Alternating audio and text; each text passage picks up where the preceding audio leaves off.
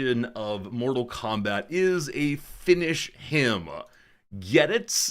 Get it, get it, get it, get it, get it? A finish him. Oh my goodness. Funny, sure. Upsetting and disappointing, yes, absolutely. But a fine joke, I'll keep it in mind and see what we can do with that in the near future. Hello to you today, Lord Rargasm, Megalons, welcome back. You want the wreck of the Edmund Fitzgerald on loop all day today. I assume that song is still in copyright. I don't want to have the channel shut down. Pardon me. And so probably not. That said, I would encourage listening to, pardon me again,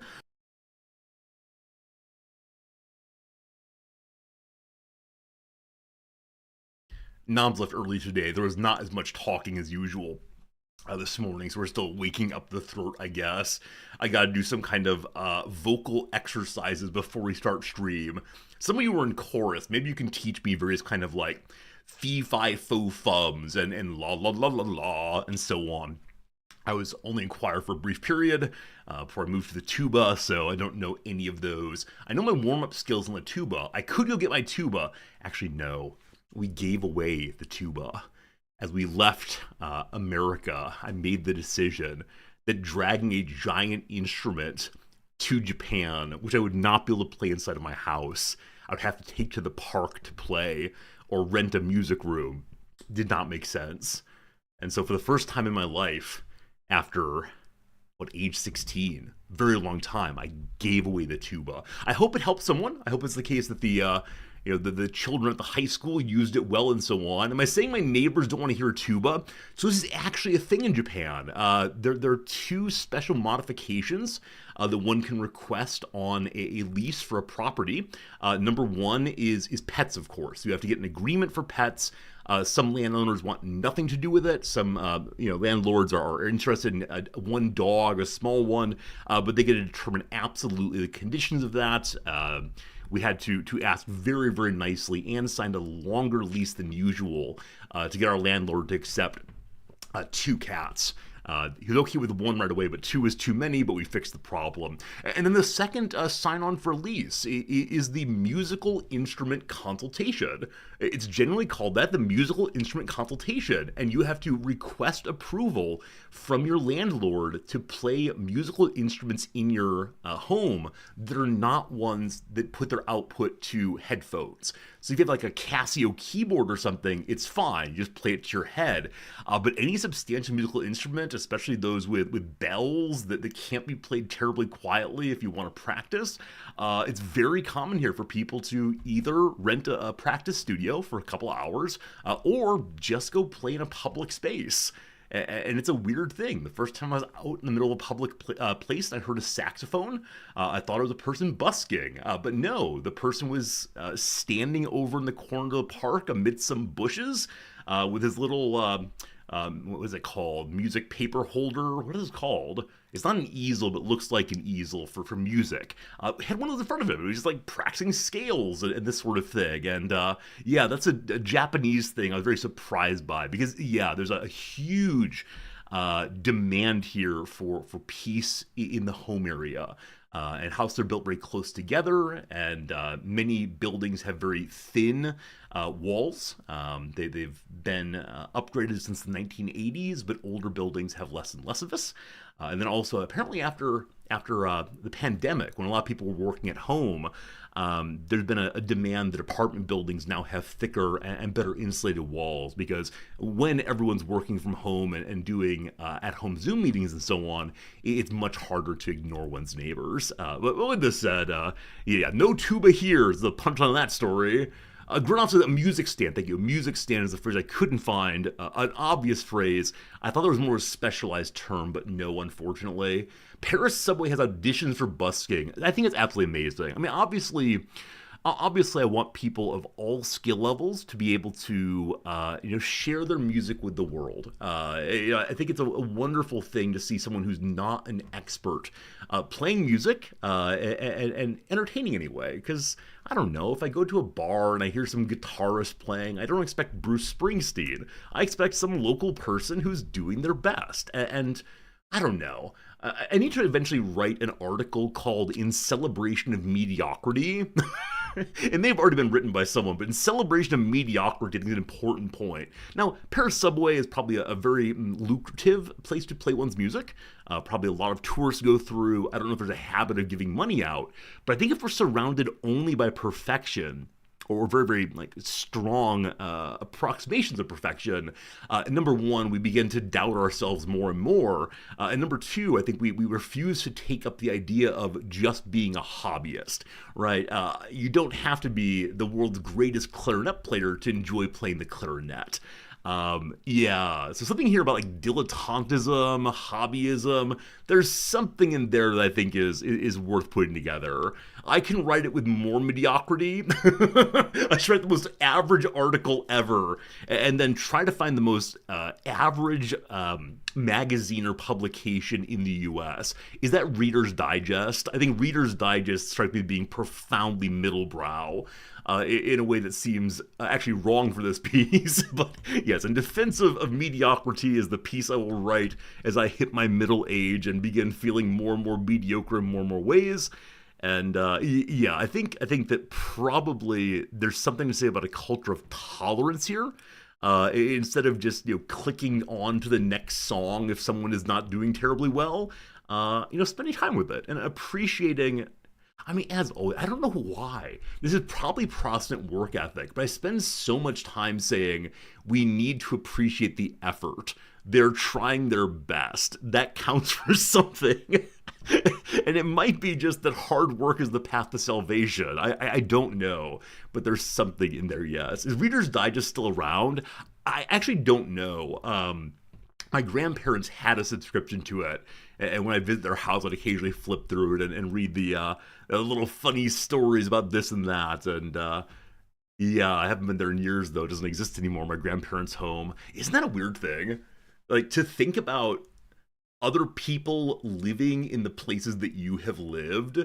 Now, of course, that's a thing. Of course, like, we make use of other people's used things, including used houses, so-called. And if you buy a house that's not brand new, people have lived there before. And not just, like, walked in and walked back out, but instead, like, had their whole lives there. I love thinking about this so much, the way in which we walk in paths of ghosts.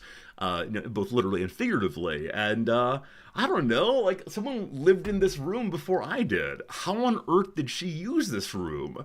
There are some very faint scuffs on the ground. Were those from moving boxes around? Were those from dancing? I don't know. As always, the issue of buried secrets bothers me. I very much wish I had a way of discovering. I guess I could hunt her down and kidnap her and take her to my...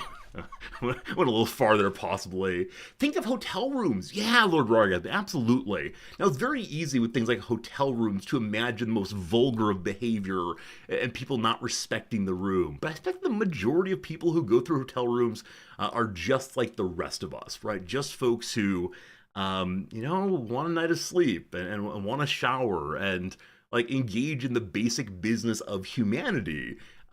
Transiently, sure, like no one belongs there long term, but yeah, I wish I knew how to think about this in a way other than, wow, that's neat. I think the very, like, easy way to go is something involving, like, the shoulders of giants and history matters and so on, but yeah, I think there's something about ghosts here, I'm not sure. You stayed in a converted chapel and it bothered you in ways you didn't expect. Yeah, Kaz. There's a city that Noms and I occasionally joke about retiring to. It's back in the U.S. in Nebraska. And they recently had a church shut down, a large Baptist church. And it's a beautiful, beautiful building. And the local bank owner bought it and turned it into condos. And the setting of Alice's restaurant. Alice and her husband live in an old deconsecrated church. And it's a weird thing. I don't know why it's weird, other than perhaps there's certain architecture that we immediately connect with the holy only, right? We tend not to have buildings with very high roofs, wasted space, and steeples, and the construction of going from outer to inner, to that absolute focal point that is the altar. And so, yeah, maybe it is a strange feeling to be near to the holy, even though the church would insist this place is no longer holy. Yeah. Speaking of which, there's a fascinating court case going on right now in Japan. It was actually in the New York Times yesterday. You may have seen it if you read such things. There's a Japanese origin physician in New York City who is super, super, super, super Christian. He identifies his entire life as Christianity. His work is Christianity. Like he talks in terms of when he does surgery, it's God's hands, this kind of thing. So really important religion for him. And he came to Japan recently and went to Shinto shrines and took Christian holy water and anointed the various temple pieces, including objects of veneration, places where people pray to the icon as important religious behavior.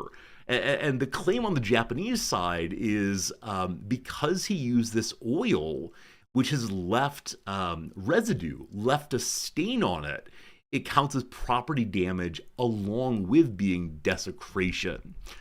And so they only discovered who this man was via connecting cameras and rental records and so on after the man was back in the U.S. And right now he's fighting extradition. Right now he's attempting to get the State Department to say, no, don't send me over there. This is a freedom of religion question. This is not a question of property damage. And he is making this argument that he is such an unbelievably important physician who's helping people no one else can.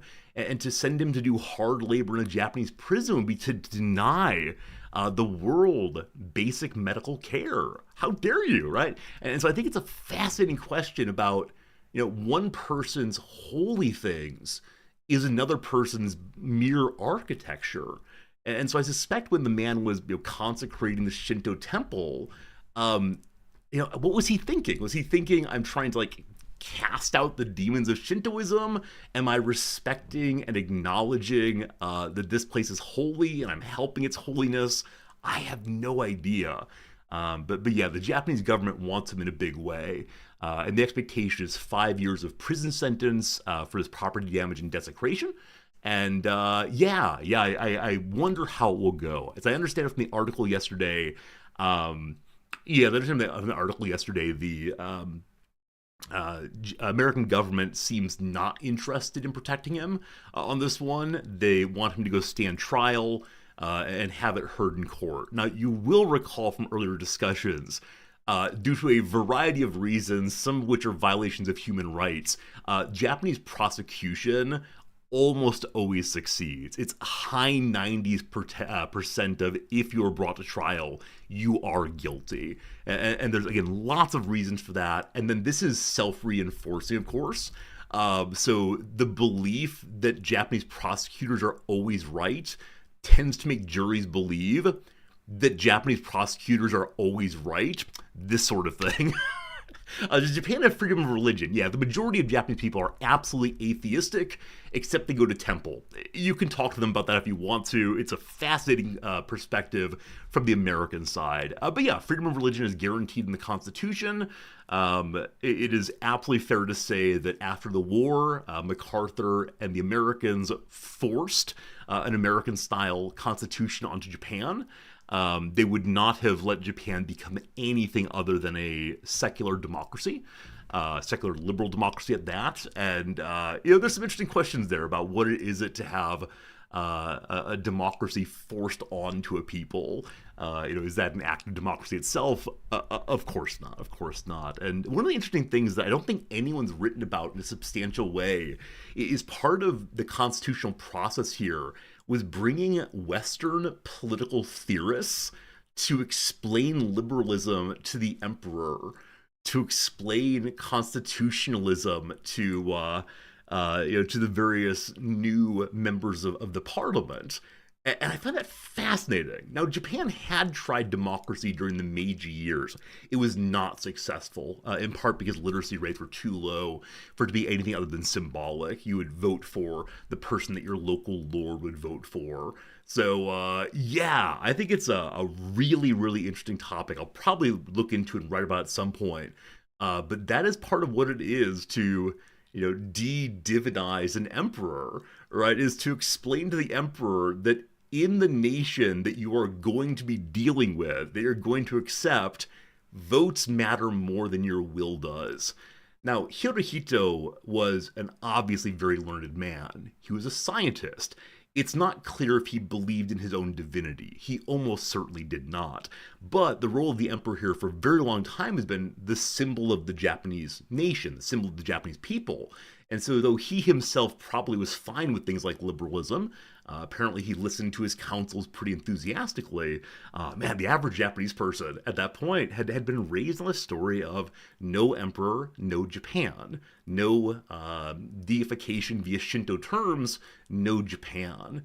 And so, yeah. Gordon, you're absolutely right that yeah, I mean, you're absolutely right that Japan has accepted the democracy very well. The post-war period is not taught or discussed here at all, or is taught and discussed in terms of the worst thing in human history happened to us, and we picked up the pieces as best we could. It's clearly the case that Japan is a military client state now of the U.S., and what are they going to do other than kind of go along with the story? Now, that said, amending the Constitution is very, very hard here, much like in the U.S. I've mentioned recently there's a really good book just published by Jill Lepore on how hard it is to amend American-style constitutions. So the big debate in Tokyo, at least, has been the question of the question of gay marriage. And gay marriage is forbidden by the Constitution here, because the Constitution explicitly says man and woman. It does not say citizens, it does not say people, it says man and woman in a way that cannot be interpreted around.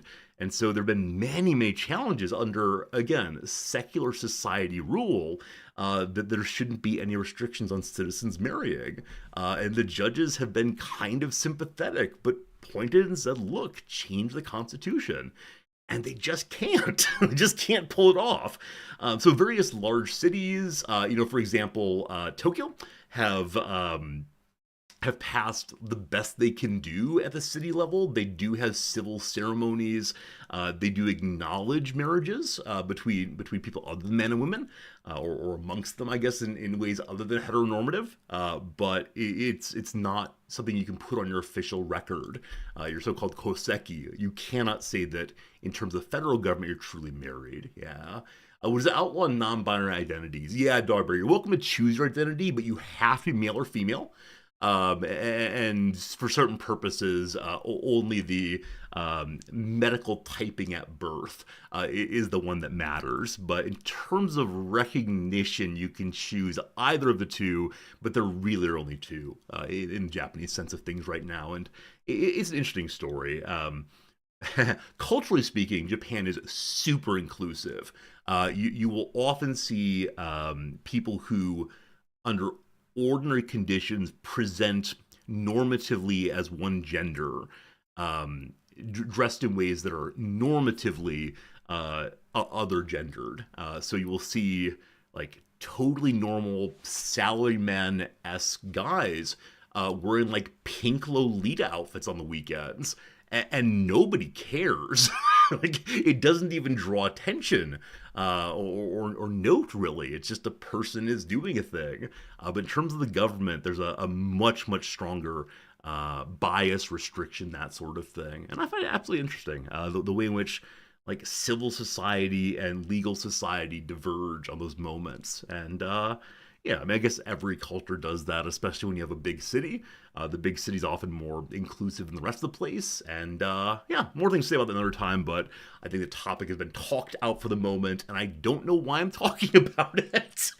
I got here via the Emperor's liberalization via, oh boy, something Japan. Who knows? Oh, deconsecration, right? And the natively Japanese man who put holy water onto Shinto shrines. That's what it is. And yeah, it's going to be a question of property damage first and foremost. But Japanese law does have a category of property damage that is meant as something more than simple, smashing something, for example. So we'll see how it goes. Anyway, you heard something about Alice's restaurant? I apologize, Reeve. Yeah, Alice's restaurant, I believe, is no longer open. I think Alice died recently. Got to be the Paris subway. My wife is so good at tracking conversations backwards. She's able to say, oh, this started with some question way back here. Let's work our way back to that question and offer a nice summary and tying up of wherever we started. I can only do this if it's in a very structured argument or if I'm taking notes. With notes, I can follow back and forth, but in free conversation, you get what you get. Corona, welcome in. You had your first week of work rehabilitation. So I don't know what that means. Were you injured in some way and are now using your body to learn your work again? Whichever way, I hope that's a good thing for you. I hope you're excited about it.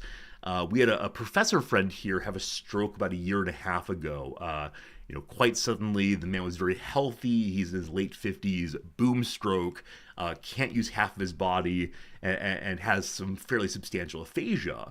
But he still wants to be a professor. So he's on leave right now to try to remember not just how to talk about the things of the day, which he's being able to do more and more of, but instead being able to offer structured intellectual material. And that is one heck of a jump for someone who is struggling with words.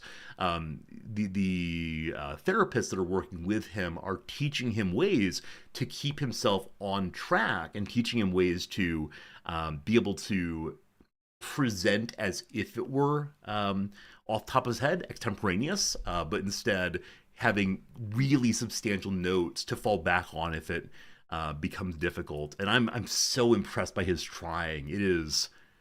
I cannot imagine. I think a lesser man, let's say I, would probably give up, would say, okay, look, if I can't get access to all of my words and speak as fluently as I used to, I'll do something else, thank you. It would be, I hope I would try. I hope Noms and I would have one of these conversations about, meaning in life, like something like midway through the movie conversation about you're down, but don't you worry, buddy. And then we cut to a monologue of me trying my best. And at the end, I don't know, maybe I go be a preschool teacher or something. And I say, I found my new place in life. There you go. That's the resorty story.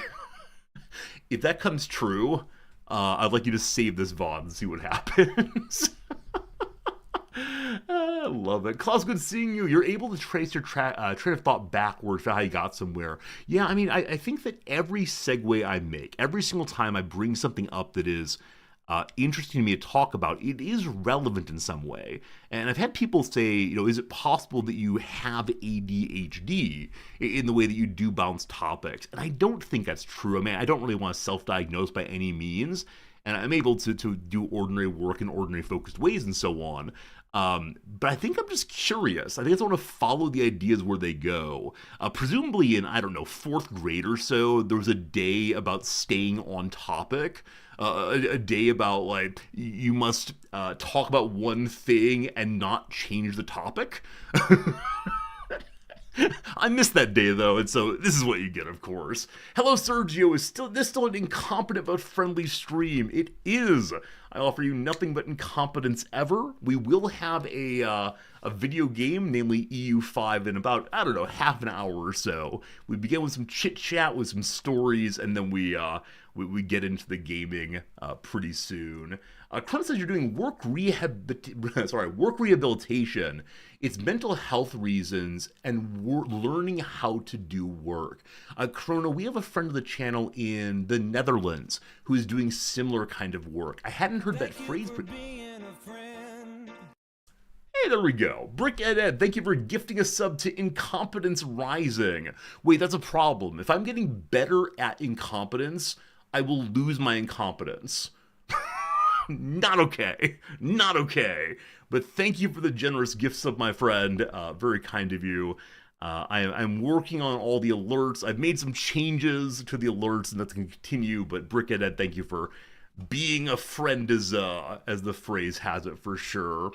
We have a friend in the Netherlands also who's doing kind of work rehab, learning how to manage, focus on, overcome his mental health troubles as he rebuilds a kind of life. Finding ways to have mental health troubles and then to simultaneously do things other than be sad. And I think that's something that a lot of people with mental health have to do. Some folks who live in nations with less social services have to do it live. There's not a way to step outside of the work grind to help themselves. And this is the part where I say we should have more social services in the U.S. and wouldn't it be nice to help people, etc., etc. Blah, blah, blah. You know my stories. All right, very good, very good. Friends, I have things to share with you. At least one thing to share with you today. And actually two things. I have two things to share with you. Number one, I have a big old YouTube video that I just finished making, and I'll be uploading later today. And as many of you know, the thing that I am worst at in life, genuinely the worst thing in my life, is making YouTube thumbnails. I know how to type things, but pictures do not exist at all in my life, and so I'm not going to do this. But I was just curious how our friend Gemini could help in this case. Don't worry, I'm not going to post the forbidden fruit of AI, but I was curious what would happen. And so I gave a little description of the video I wanted to, or not the video, the thumbnail picture I wanted to make. And this is what I came up with. This right here is what I came up with.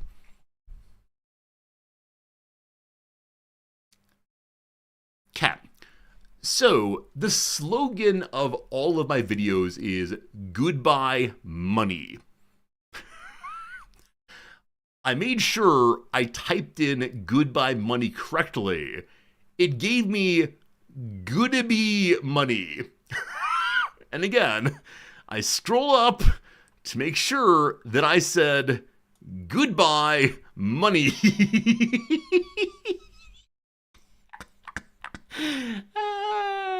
So there you go. Don't you worry, team. Your graphic design jobs are good to go all the way.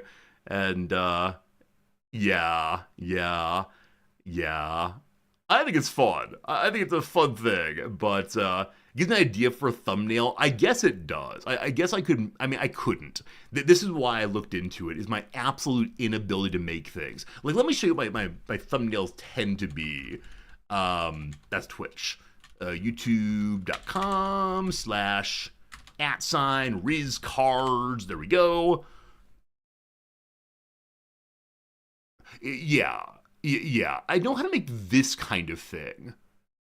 Which is not the end of the world, but they're not getting the views I would like them to do. You're back later, it gets you too worked up. Wait, is it that I open Gemini at all? You're welcome to argue. You're welcome to say, Resorty, that's as bad as opening up pornography on stream. You should be banned right now for even discussing it. I was just curious what would happen. So, is it preferable that I make these kinds of images? Because that's what I can do. And like I said, they're getting really questionably low viewership compared to the competitor videos. And so the issue, like, I'm bad at making text. Because it looks good to me. Like, this looks, I would click on that. But I think the current YouTube meta is faces. So do I need to add, like, myself in the corner crying? Woo-hoo-hoo, all my money's gone. Boo-hoo-hoo, literally every dollar I earn from stream has been destroyed for your amusement. Boo-hoo-hoo. I don't know. We need to defame the competition. I don't mind that. I mean, he's not the competition. He has been very kind when I've emailed, Hello, Omex. So recently he's gone in the direction of putting himself on the screen. Uh, these are the ones that he makes. Yeah. And so we go to his oldest videos, which were made about the same time that I was working on these things. So, yeah. Like, he's getting tens of thousands on views of these as opposed to, only 1,000.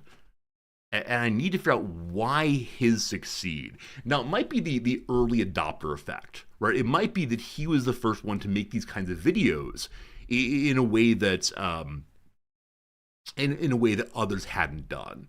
And then I've stolen his shtick and made it my own. So I don't know. His typography is better. See, this is something I've heard regularly. I do not know at all how to choose fonts. If I have my way, I will always use Times New Roman. They're almost a year old. I mean, it's true. It's true. So it's hard to compare these things. I suspect if I were to send him an email saying, "May I see your data from a year ago?" He would give it to me. He's been so generous and kind. So I don't know. I need more clickbait. His larger font stands out for more contrast. Okay.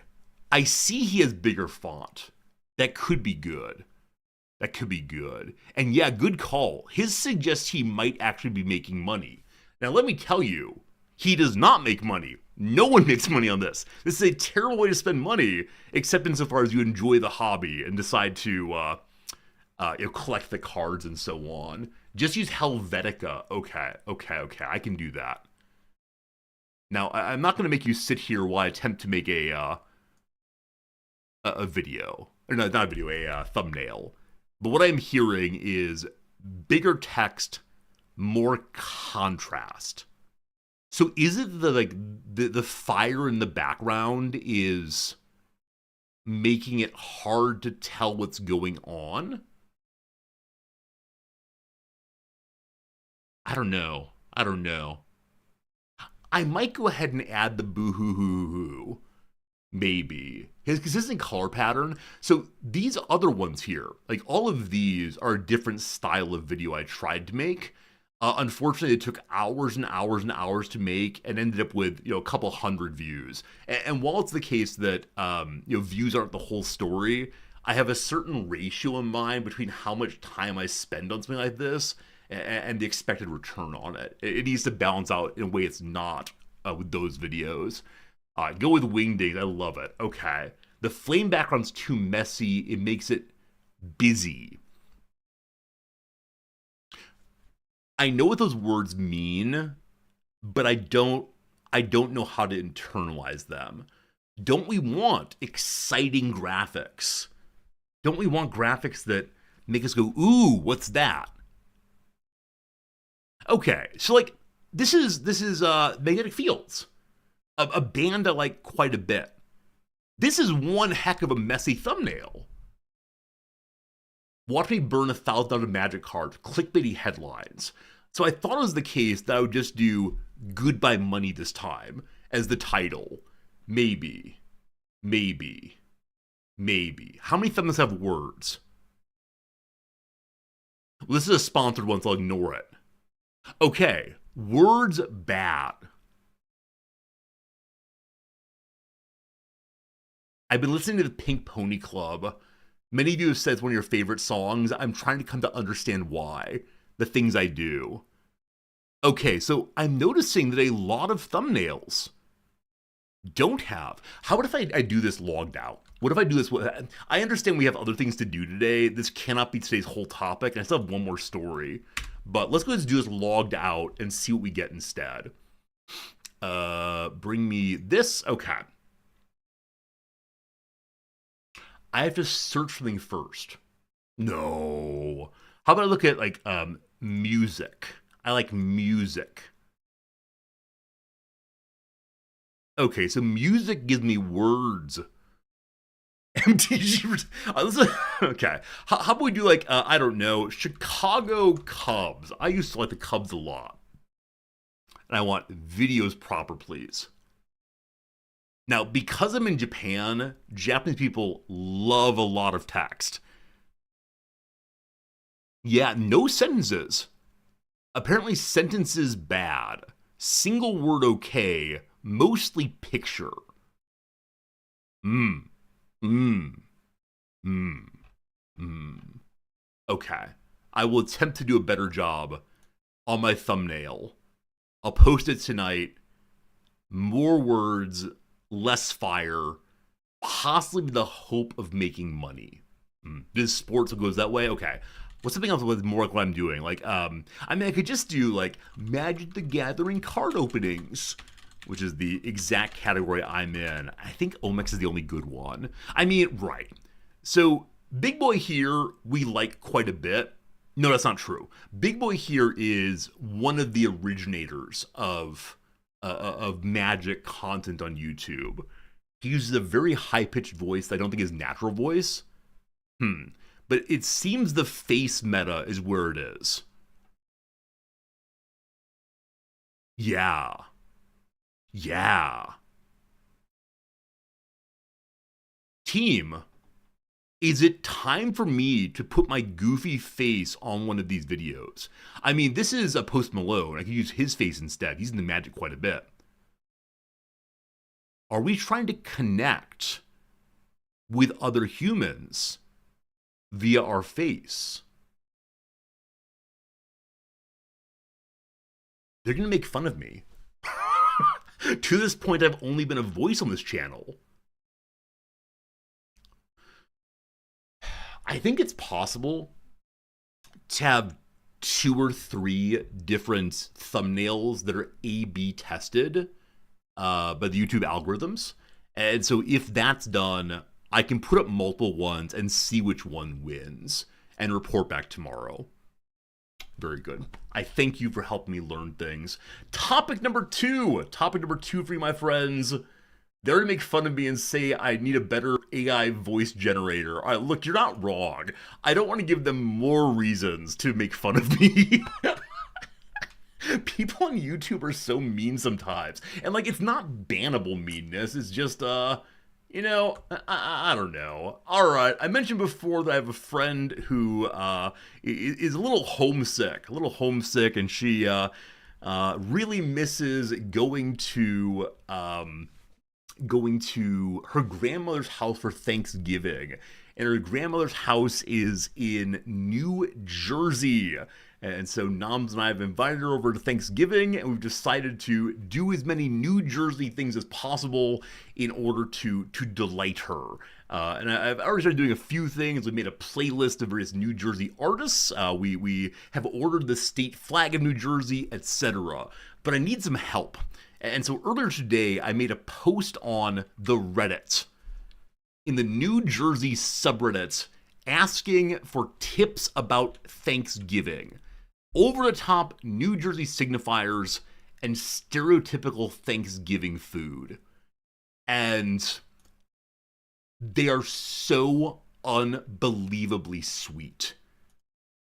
Because they think that I am a little tiny Japanese man who knows nothing about American culture. Someone posted something like, make sure you yell, "Go Eagles." And another person responded, for your cultural information, the Eagles are an American football team. Also, some people have used the word Friendsgiving instead of Thanksgiving. That's it's amazing. It's amazing. And I don't dare tell them that I'm from Illinois, because if I do so, I think they would be angry that I'm essentializing their nation. Or not nation, essentializing their state. I'm othering them. Instead of othering them by saying, look, I'm from Illinois, etc., they're othering me. And that feels so good to them, because they talk to me in a way that none of you ever talk to me. You're very thoughtful. Be thankful for your friends. This is so sweet. If they knew that I was some like goofy, giant American, they would never call me sweet. Very sweet of you, smiley face heart. No one in the entire world has ever sent me a smiley face heart pair of emojis. This is crazy. Here we go. Eagles in this context is referring to the football team from. Oh, goodness. This is so. Oh, like, okay. I think I've decided that if Noms ever dies and I'm back on the dating market, I'm going to pretend to be an adorable little Japanese man. I'm going to actually catfish people. Because these are more explicit compliments than I've received in my entire life. I've never had, like, this is ridiculous. Maybe so sweet. Maybe I need to post in random state subreddits more often just to get some compliments. Yeah, we're getting recipes, we're getting comments, we're getting all these very nice things. And literally no one has looked at my profile, I don't believe. Because my profile... Oh yeah, remember when I asked the Swedish people if they call each other sweetie? But it's still Magic the Gathering and the cat. And look! This picture right here.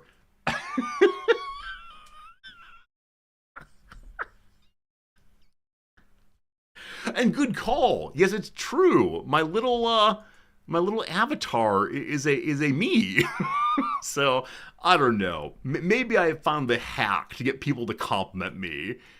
Say that I'm doing something for someone else. In this case, it's absolutely true. We are doing this thing, but I could definitely lie. I could definitely make things up through and through and through. Anyway, team, I hope you enjoy the stories for today. And it's time for the word of the day. We've gone a little long on opening stories, but we had a lot of fun conversations, IMO. And so, friends, the word of the day today is abide. Do you abide what you've just seen in the past little bit? I guess that you're still here means that you do so. We know this line best of all from The Dude Abides, a wonderful line from the Big Lebowski, of course. Hey, there we go. I see a bunch of Dude Abides in chat. I love it. Hey, how's it going, HPG? Stopping to say hello. Well, let me say hello back, Hit People Guy. Hope things been good for you. You're in my thoughts. Hopefully you're doing some full motion capture lightsabering. There you go, there you go. You have a tattoo that says Earth Abides. I like that. I like that very much. If I ever were in the mood to get a tattoo, something like that would be really cool, I think. I think I would enjoy that. Anyway, if someone cannot abide someone or something bad, unpleasant, etc., they cannot tolerate or accept that person or thing. Abide can also mean to accept without objection and to remain or to continue. I see Dr. Postle saying, I abide in my abode. I've been curious also if there's an etymological link there, a kind of staying word. We'll see in a moment. Here are two examples. I just can't abide such blatant dishonesty. And residents agree to abide by the dorm's rules. I'm guessing most of us know this word, but still fun to see how it works, especially the upcoming paragraph here. Here we go. Abide has abided in the English language since before the 12th century, picking up along the way several meanings and inflections that are now rare or no longer in use. For instance, one of abide's former meanings was to stop. You can think of like biding one's time there, I believe. Yeah, stopping and waiting, biding one's time. Its former past participle was abidden, whereas we now say abided or abode. John abode the concern. I do not use that construction, but I see how it works. Today, abide often turns up in the phrase can't abide to say that someone cannot tolerate or accept something.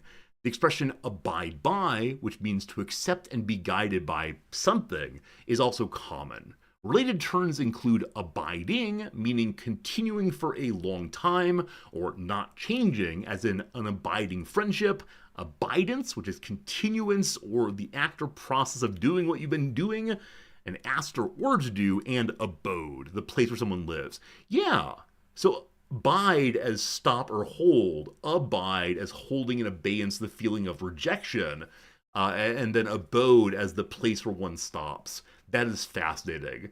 Joe Abiden. What's his middle name is Robinette though, isn't it? Man, if he were actually Joe A. Biden, that would be amazing. But it's Joe R. Biden, unfortunately. Robinette name. All right, friends, here's a delightful little quiz for you. What four-letter word beginning with a D can refer to a city dweller unfamiliar with life on the range, or be used as an informal synonym of fellow or guy? When I saw C plus or D plus city dweller, I immediately thought demonym. But no, it's dude. So they are making the joke about the dude abides. I love it. I love it. I actually didn't realize that the phrase dude ranch, which is a place where vacationers go and learn how to be cowboys, was referring to the same dude as one who's unfamiliar or just around. That is wonderful. That is wonderful. A man extremely fastidious in dress and manner. Huh. I don't think I've ever known dude to mean carefully constructing oneself. Huh. What's the origin? What's the origin? Unknown. I mean, these short words are often just noises we happen to make at each other. Can I think of any possible etymology for dude? Dude. No, absolutely not. There's nothing there. Fascinating. Fascinating.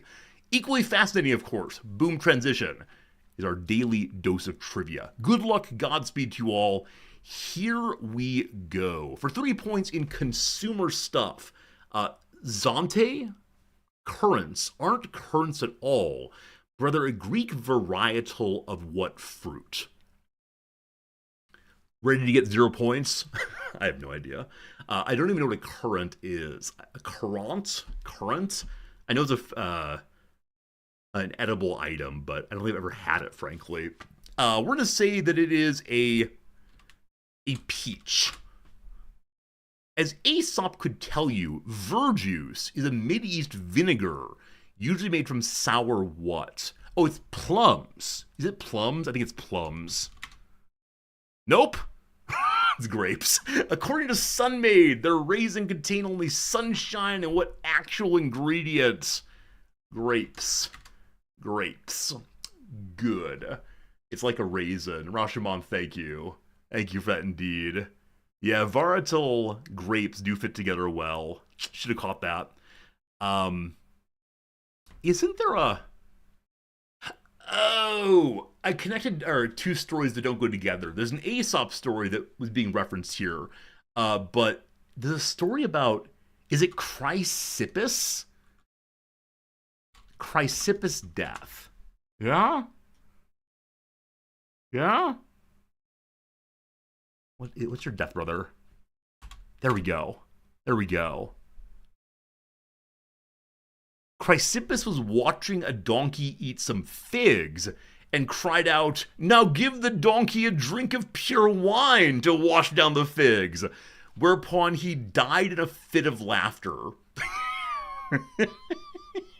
Can you imagine enjoying watching an animal eat so much, or enjoying so much an animal eating, that you laugh to death to the point of suffocation? Wait, how does one die of laughter?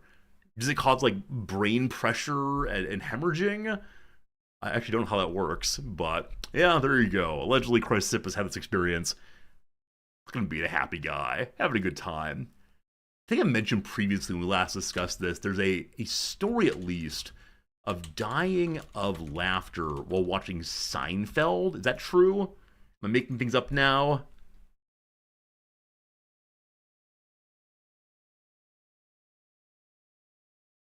Okay. So at least someone else knows of it.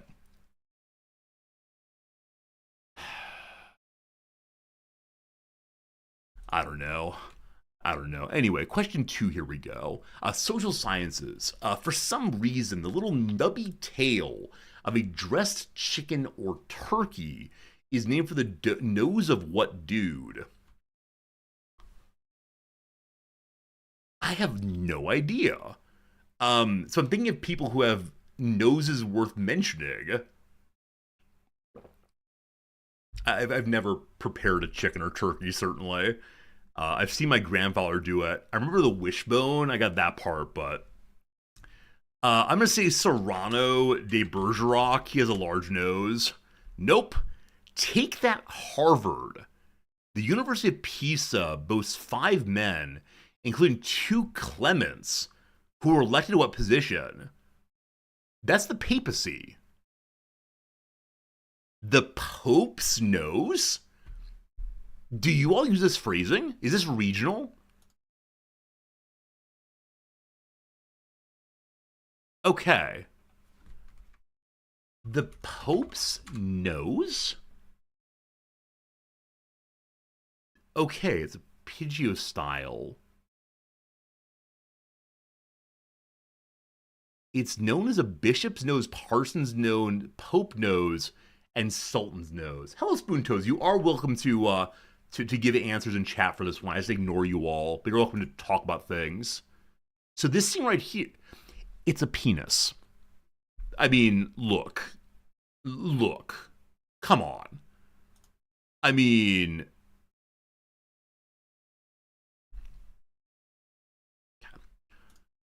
the Pope's nose. Question number 3.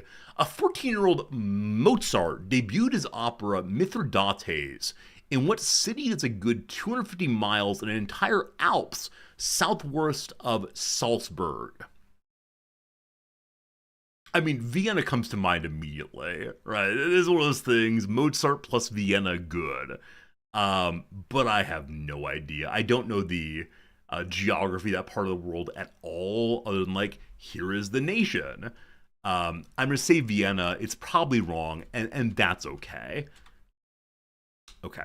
Prancia, Dolce & Gabbana. Oh, Southwest. I think I was thinking Southeast. Fine. Prada, Dolce & Gabbana, and the Glasses cartel Luxottica are among the many fashion houses headquartered in what Lombard capital and namesake of a delicious cookie? It's Milan. It's Milano. There you go. There we go. There we go. I'm sorry, Jim. I'm sorry I used the word I did. My apologies to all their children. It's a scientific description. Don't you worry. Let me see map of Austria. I was thinking southeast. Directions are hard, MK. Yeah, Salzburg's here. Okay, so Vienna is straight east, not southeast. I think I was confused in the location of Graz and Vienna. Not that I knew where Graz was, but I just put Vienna down here. Fascinating. Good. Okay, question number 4. Good luck, everybody. In 1997, the blandly named Street Magic became the first TV special by what illusionist? I like magic a lot. If I had more free time, I would attempt to learn how to do coin magic especially. The production and disappearing of items blows my mind. I watch the Penn and Teller show Fool Us regularly. The feeling of, oh, how did that happen, is one of the most beautiful ones to me. I read books on magic theory. Okay, that's enough. It's David Blaine, I believe. I believe it's David Blaine. I think he uses some camera tricks. No good. Okay, here we go. Question 5. In 1995, Eileen Collins became the first female space shuttle pilot aboard what orbiter with more space flights than any other?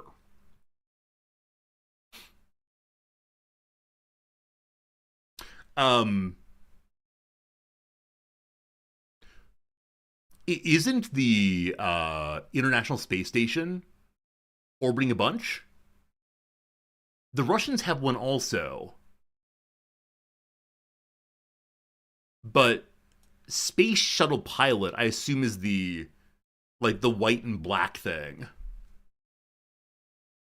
So is the ISS not an orbiter? Or were they attached?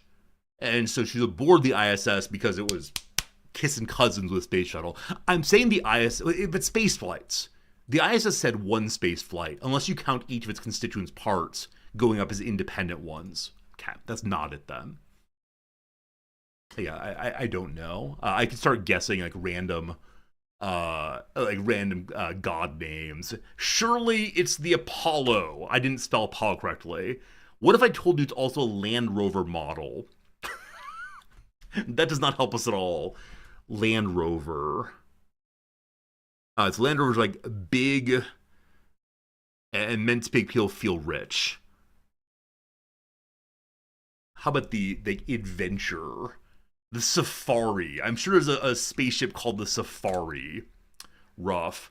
It's the cable channel that gives Mythbusters and other sciencey stuff. Oh, Discovery. Discovery. Today was brutal, team. Today was brutal. I think I may have gotten 6 points. I got 9. It wasn't as brutal as I thought it was going to be. Good job on the Discovery, folks. Well done on that. The space shuttle is the system. The orbiter is the thing I think of. I think of the space shuttle. Oh, really? So I thought the space shuttle was... Yeah, this thing. This thing right here I thought of as the space shuttle. Okay, so is the shuttle the pile of everything here? Everything is attached to the tower? And then the white thing on here is the orbiter. Okay, thank you. Yeah, I definitely had a trouble there of part and whole. I had no idea. No idea. Thank you for explaining that. So this is the orbiter then. I mean, they're calling it a space shuttle. Those fools. Those absolute dum-dums don't know what we're talking about. Man, I love this kind of thing. This is always so ridiculous to me. Like in general, docking in space, crazy cool. But I don't know why. I think it's like, this thing was in space. That's amazing. This thing's an airplane. I've been on one of those. Huh. This is the one that's been there most often, the Discovery.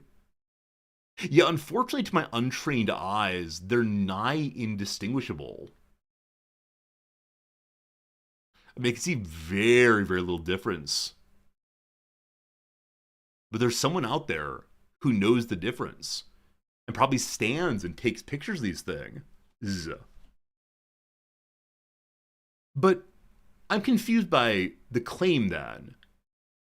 If this whole apparatus is Discovery, isn't one of Elon Musk's big achievements or his team's achievement that they're able to reuse the orange thing and the white things? Where I think for standard NASA stuff, these are discarded in space every time. Oh, Discovery is just the orbiter. Okay. So it's not the space shuttle Discovery, it's the orbiter Discovery, which goes up each time. Got it. And so they call it like rocket number 4 or something. I see. Fascinating. I didn't plan to learn anything today. That was not on the list of the day, other than things about New Jersey. Huh. Thank you all. Thank you very much. There's a lot more to say about this one. Like, in particular, I am curious, and we're going to redact, don't worry. I'm curious if the current state of space flight for the commercial sector, you get to go up, spend like, I don't know, 10 minutes in space floating about, and then go back down again, thanks to the good people at Amazon.com. Is it the case that you would do that? Like, is there a dollar amount if space travel gets cheap enough that you would go do that on a vacation, for example? I think for me, I have zero interest. And I don't mean to be rude about that. There probably was a time when I was like, wow, experiencing weightlessness, how cool. But I don't know what passed. This might be a sign of old age. I'm just not sure. Yeah, so Dogberry is a hell yes. Yeah, Eka, good call. I mean, right, there's ways to evaluate this thing. Yeah, it uses a lot of energy. It definitely is not carbon neutral, I guess is the phrase. So what is the dollar amount? If you had to say right now, I would spend X number of dollars to go up for 5 minutes, to have the experience of blasting off, etc. You don't like leaving the house. I mean, fair enough, Sergio. What if they could bring the rocket to your living room? The flight only simulates 0G. So, I don't mean is it the vomit comet? Yeah, I don't mean this thing. Though I find it very interesting also, and they took Stephen Hawking on one of them, which I think is wonderful. So this kind of thing is not what I have in mind. Instead, I have like whatever took Katy Perry. I'm so sorry. What took Katy Perry to space? The Blue Origin rocket.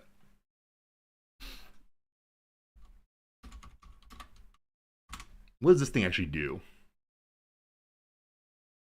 What do you actually do? Too many words. We like pictures. We like faces.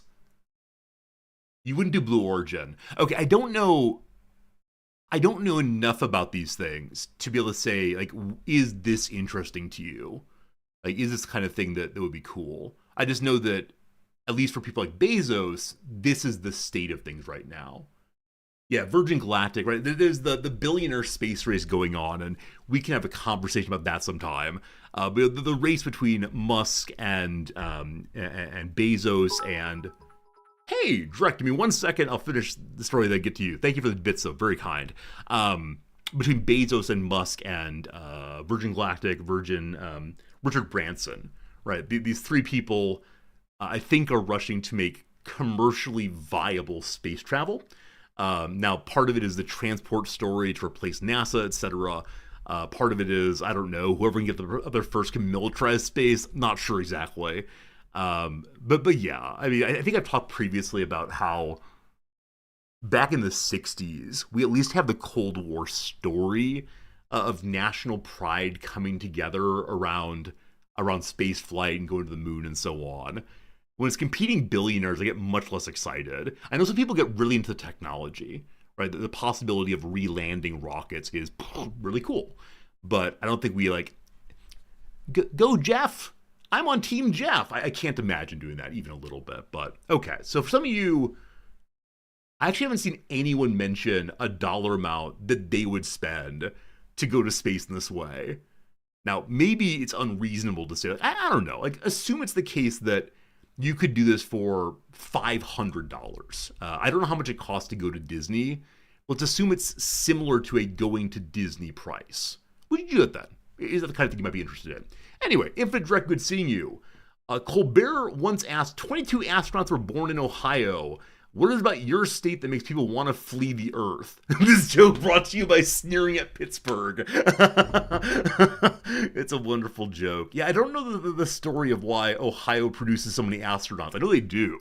There's the first in flight kind of competition between them and North Carolina, I believe. But you don't go to Disney.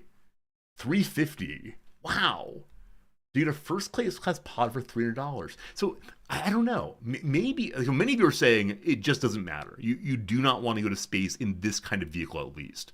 I'm guessing if we said, do you want to go to the moon for a quick sojourn? Some of you might say yes if it's safe and so on. But if the initial story is that commercial viability is meant to be simply by launching and coming back to Earth, like, is there a large enough population of people who do want to do it? Or is it only a treat for the wealthy who do it merely to say, I've done it, look how fancy I am? I don't know. What if a very expensive party is thrown and no one comes? That's a disaster. I mean, Yabu for the billionaires, I'm sure it'll be fine. But that's really interesting. Really interesting. Yeah, Darby, it is the case that possibly I haven't phrased the topic particularly well. It is possible that there's a lot more to be said about under what conditions and in what ways and so on. And I was just thinking of the Katy Perry thing, which apparently, like, at least was for a while very meaningful to her. Or I think Bill Shatner, Captain Kirk, went to space, and he claims he had a spiritual revelation while in space, I think on Bezos' rocket. And then I think when he landed, he attempted to explain this, and Jeff Bezos talked over top of him. I think that's the one reason I might want to go to space. To have a new kind of experience that perhaps is only available from that perspective. I think the perspective is something like being able to grasp all of humanity in a single vision. I often talk about loving to go down to Shibuya and see 10,000 people in a single instant. What if you had the possibility to see untold billions? I mean, yeah, immediately I said, oh, I should just take some more LSD, right? That's the way to get this experience also. But I don't know. Yeah, I'll need to reframe this question in the future. Thank you for thinking with me. Today's been a long intro. It'll continue a little bit longer as we play 2 more quick games and then get to it. But what a good time. What a good time. Have I seen a video of a man skiing down Mount Everest? Yeah, I don't get the thrill-seeking thing.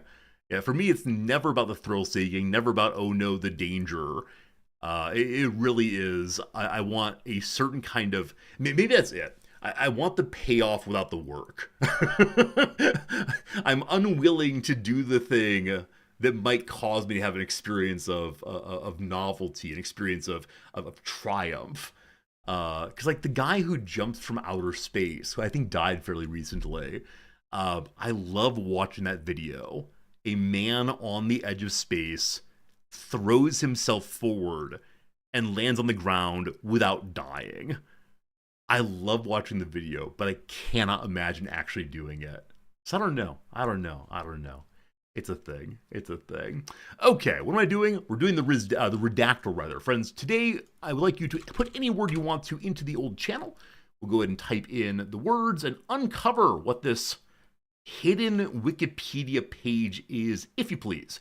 Get typing, let me know, etc. Baumgartner. Yeah, Gortha, thank you. Felix Baumgartner was the name of the fellow who jumped from space for Red Bull of all things. Man, that Red Bull has come forward as a funder of goofy stuff makes me very happy. Here we go. Modern is word number 1 as always. None of those. How about a state? There are 9 states of some kind. War, there are 54 as always. Area, there are but 2. He, there are 308 he's. Good luck guessing the man. Is it a politician, perhaps? There are 0 politicians. Are they French? There's 2 of those. A monarch? None of those. How about a noun? There's no nouns. They're nouns. Okay. Cat girl? Probably not. How about Mongolia? None of those. Kaiser? There are no Caesars. City? There are 4. World? There are 7 of those. Is it Tolstoy? Maybe it is not. Is it a general? There's 6 of those. Socrates, there are none of those. I know I've missed some. I apologize. I'm going to keep going. Genghis, there are none of those. How about peace? 2 pieces. How about biznaz? There are no businesses. How about author? We have 2 of those. Austria, we have 0, unfortunately. Is it a battle? 4 battles. General, we did before. There is a general reference. An admiral instead.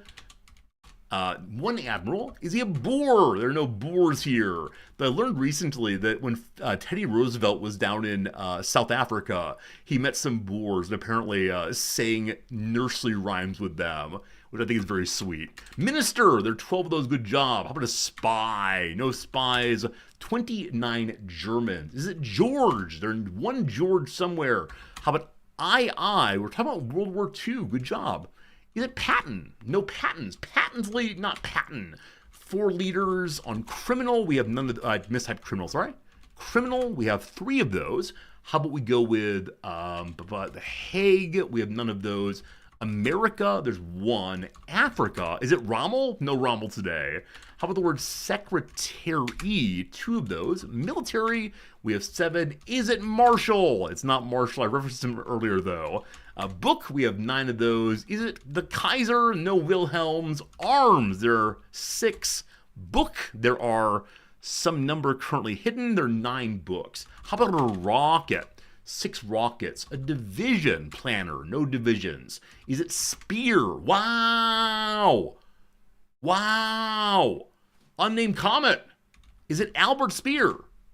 Unnamed comet and your boy Seaman got that so fast. How did you discover this person? What were your hints that got you there? That's very impressive. Wow. Was it German criminal? Is that what did it to you? Well done. Well done indeed. I'm aware of this person, but I wouldn't have gotten them off of what you had. World War II in Nuremberg. But we didn't type Nuremberg in, did we? Yeah, there was no Nuremberg at all. Yeah, there were 3 criminals. And Albert Speer. Wow. A well-known minister of armaments. I had no idea. That's very cool. Well done, well done. A Berthold Conrad Erman Albert Speer was a German architect who served as Minister of Armaments and War Production in Nazi Germany during most of World War II. A close friend and ally of Hitler, he was convicted in Nuremberg trials and served 20 years in prison. I would have definitely gone with one of the other ministers of propaganda or something, but well done indeed. I'm truly impressed by today's work. Many of you are quite clever at that game. Thank you for that. Friends, it's time for the last game of the intro, and then we'll get to our to our EU5 playthrough. We're playing the Rizdactyl. If you want to play the Rizdactyl, you just need to put any yes/no questions on the game screen, and then in a moment I will start answering yes/no questions. I need to pull up some answers first, or questions first. Are we still accepting Rizdactyl bribes? Klaus, I shouldn't. I should be a person free of corruption. But I think I'm going to. I think I'm going to accept bribes. Friends, it's time for a quick vote while I get one pulled up. The vote is, should I accept bribes to do for specific entry? That's not well phrased, but oh well. No, corruption, bribery bad. Bribery bad. Yes, get that bag, son. Or maybe depends on dollar amount. There you go. 3 topics for you. Please get voting. I appreciate it. Here we go. And now I will select one. I'm going to do an old one first, and then I might do Klaus's based on how you all vote. How would I know? Because I think the only way to give me money is to announce it on screen. Maybe. Oh, a lot of good ones here. A lot of good ones. Unnamed Comet, I'm going to do yours. This is a great one. There are multiple ways to get this one, which I like. Very, very old one from Unnamed Comet. It is on the screen now. And so I invite you to guess. I can't find the button. Any yes, no question. We'll figure it out together. Good luck, Godspeed. I believe in you. I can't see the questions. Should I accept bribes? Depends on the amount is top vote. Then yes, get that bag, son. All right. It seems that most of you all would indeed like me to accept bribes. The question is, what dollar amount? Klaus, I'll do yours next. There you go. Here we go, team. Good luck and Godspeed. Is it a person? Yes, that is true. Could I lose it? I could not lose this. Can it be bribed? No. Is it political in nature? Yes. Is it the spoil system? No. If corruption and bribery are bad, why do we do them CK3? Are they North American? They're not North American. Is it a world leader? It is a world leader, yes. Yes, indeed, a world leader. Fine start so far. Are they North American? Asked a couple times, no. Is it a politician? Sure. Are they alive? No. Can I bribe them? No. Are they male? Yes. Could you lick them? No. Are they real? Yes. Are they Asian? No. Could I teach them in EU5?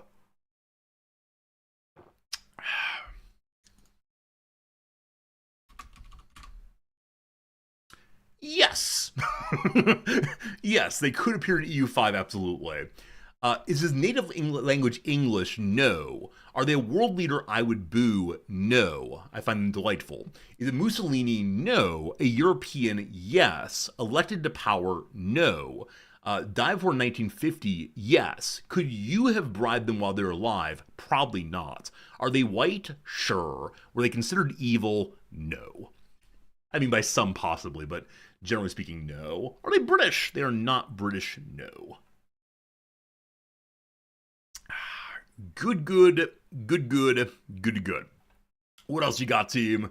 Is he royalty? He is indeed royalty. Eastern European, not so much, no. Are they a Spaniard? They're not a Spaniard. Do they form a religious order? I believe the answer is no, but give me a more on that one.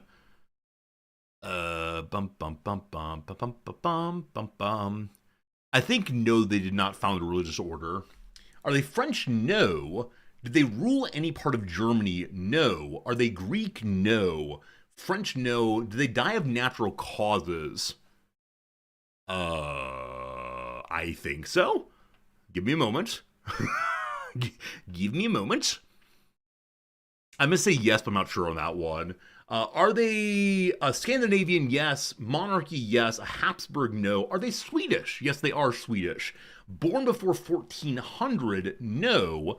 Known for written works? Maybe, but probably not. Is it Carolus Rex? They say Charles the 12th? No. Are they from the Habsburg family? I don't believe so. Are they a biscuit? No. Is it Gustavus Adolphus? There you go. There you go. I was told to tell you all this is the greatest military mind who has ever lived, and he is greater than Napoleon. There you go. That's the comment from our friends in Scandinavia on that one. Awesome submission, unnamed comment. I suspect that you are Swedish, and I love that we have multiple Swedish people in channel. I think that's probably because we play Paradox games. I don't know. Maybe I appeal to the Swedish person. Maybe I should move to Sweden and start a business there. Anyway, good job, good job, good job. Look at him. He's lovely. I wonder if he's actually barrel-chested, or that's armor, or simply the painter gifting him with muscle. You studied him at school? Cool. For a very, very brief period, I was into the philosophy of war. I think I read something by him. Also, the way I knew of him first was this college. I know a lot about liberal arts colleges in the US, and so I knew there was a Swedish-American college with the name. But yeah, for a while I was into philosophy of war, because a philosopher I studied put forward an idea to guarantee there would never be a war again. His idea was there should be an international insurance fund that all countries paid into, and if anyone ever went to war, all of the insurance money should go to the person who was defending, so they had way more military strength than the people who were on offense. And one of my professor's claims was that this was the origin of the League of Nations. What was this philosopher's ideas? His name was Josiah Royce, and he taught some of the some of the World War I era presidents. And yeah, so I was in the philosophy of war for a while, thinking about how exactly that works. But there you go, there you go. Good luck litigating on the defensive. I mean, I think it was in World War I, it was a simpler time. In World War I, we imagined nation states did this thing, and if we just had a legalistic and financial incentive not to go to war, it would stop. Anyway, probably false, but there you go anyway.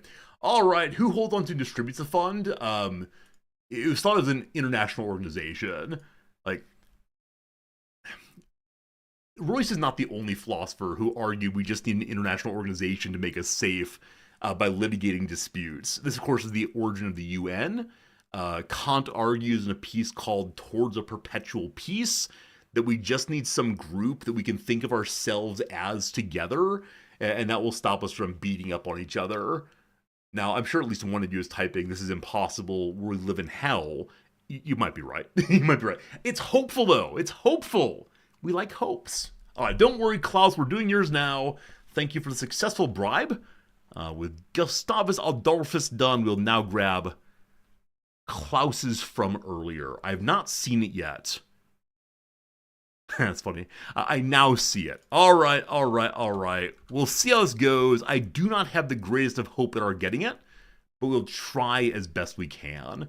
Klaus, this is yours. Thank you for the 100 bits. I appreciate it. We'll see how it goes. We'll see how it goes, team. We'll see how it goes. Fingers crossed. Any question you want to, let's see if we can get it figured out. Is it a person? It is not a person. Did they just die? No. Is it related to the bassoon? No. Is it a white American man? It is not a white American man, I'm happy to tell you. Does it spark joy? It shouldn't, but in the abstract, yes, it does spark joy, absolutely. Is it tangible? Yes. Is it an event? Yes. Is it a concept? Not really. Is it a place? No. Some good questions there. It is an event. It is tangible.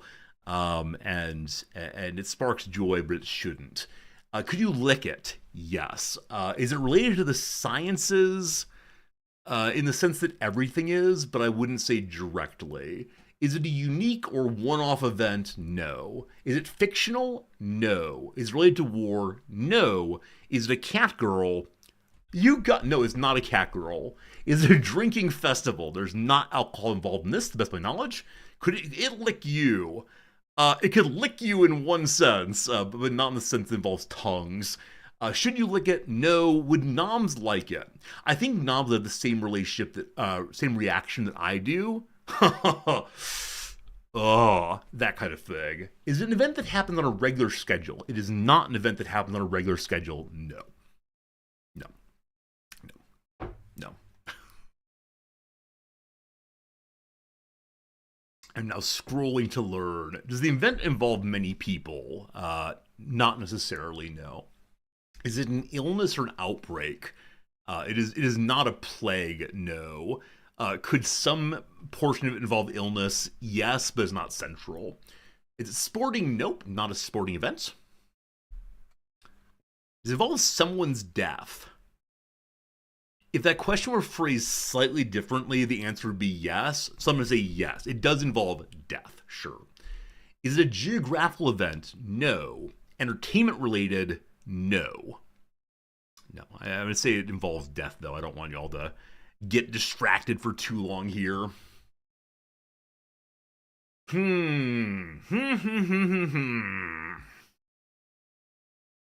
Is it awake? It is not awake. Did it exist for 1800? I believe so. I mean, almost certainly. Did it exist for 1500? Absolutely. Have I ever been involved in this? No, thank God. Is it related to religion? For one person in the world, it probably was, but no, it is not related to religion in the normal sense.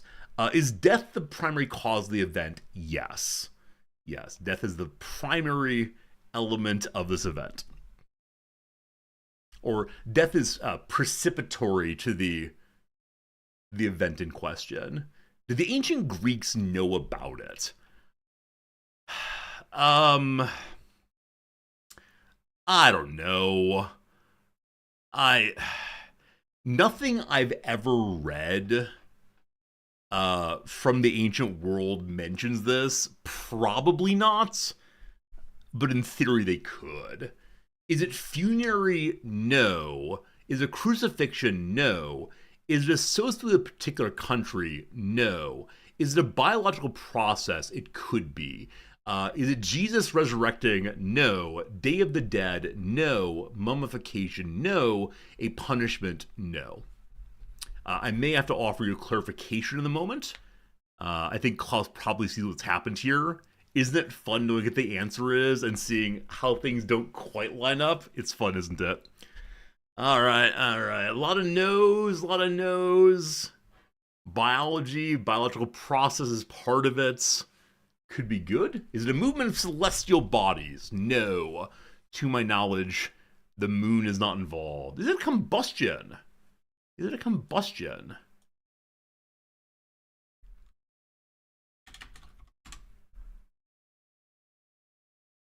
No. No? Is it taught at university? It could be, but not centrally. Would this occur naturally without human involvement? It could. Is it cremation? No. Is it something that happens to a deceased body? Yes. Does the event need people to participate in it? No. Is it rigor mortis? No. Is it fermentation? No. Is it Parsi exposure?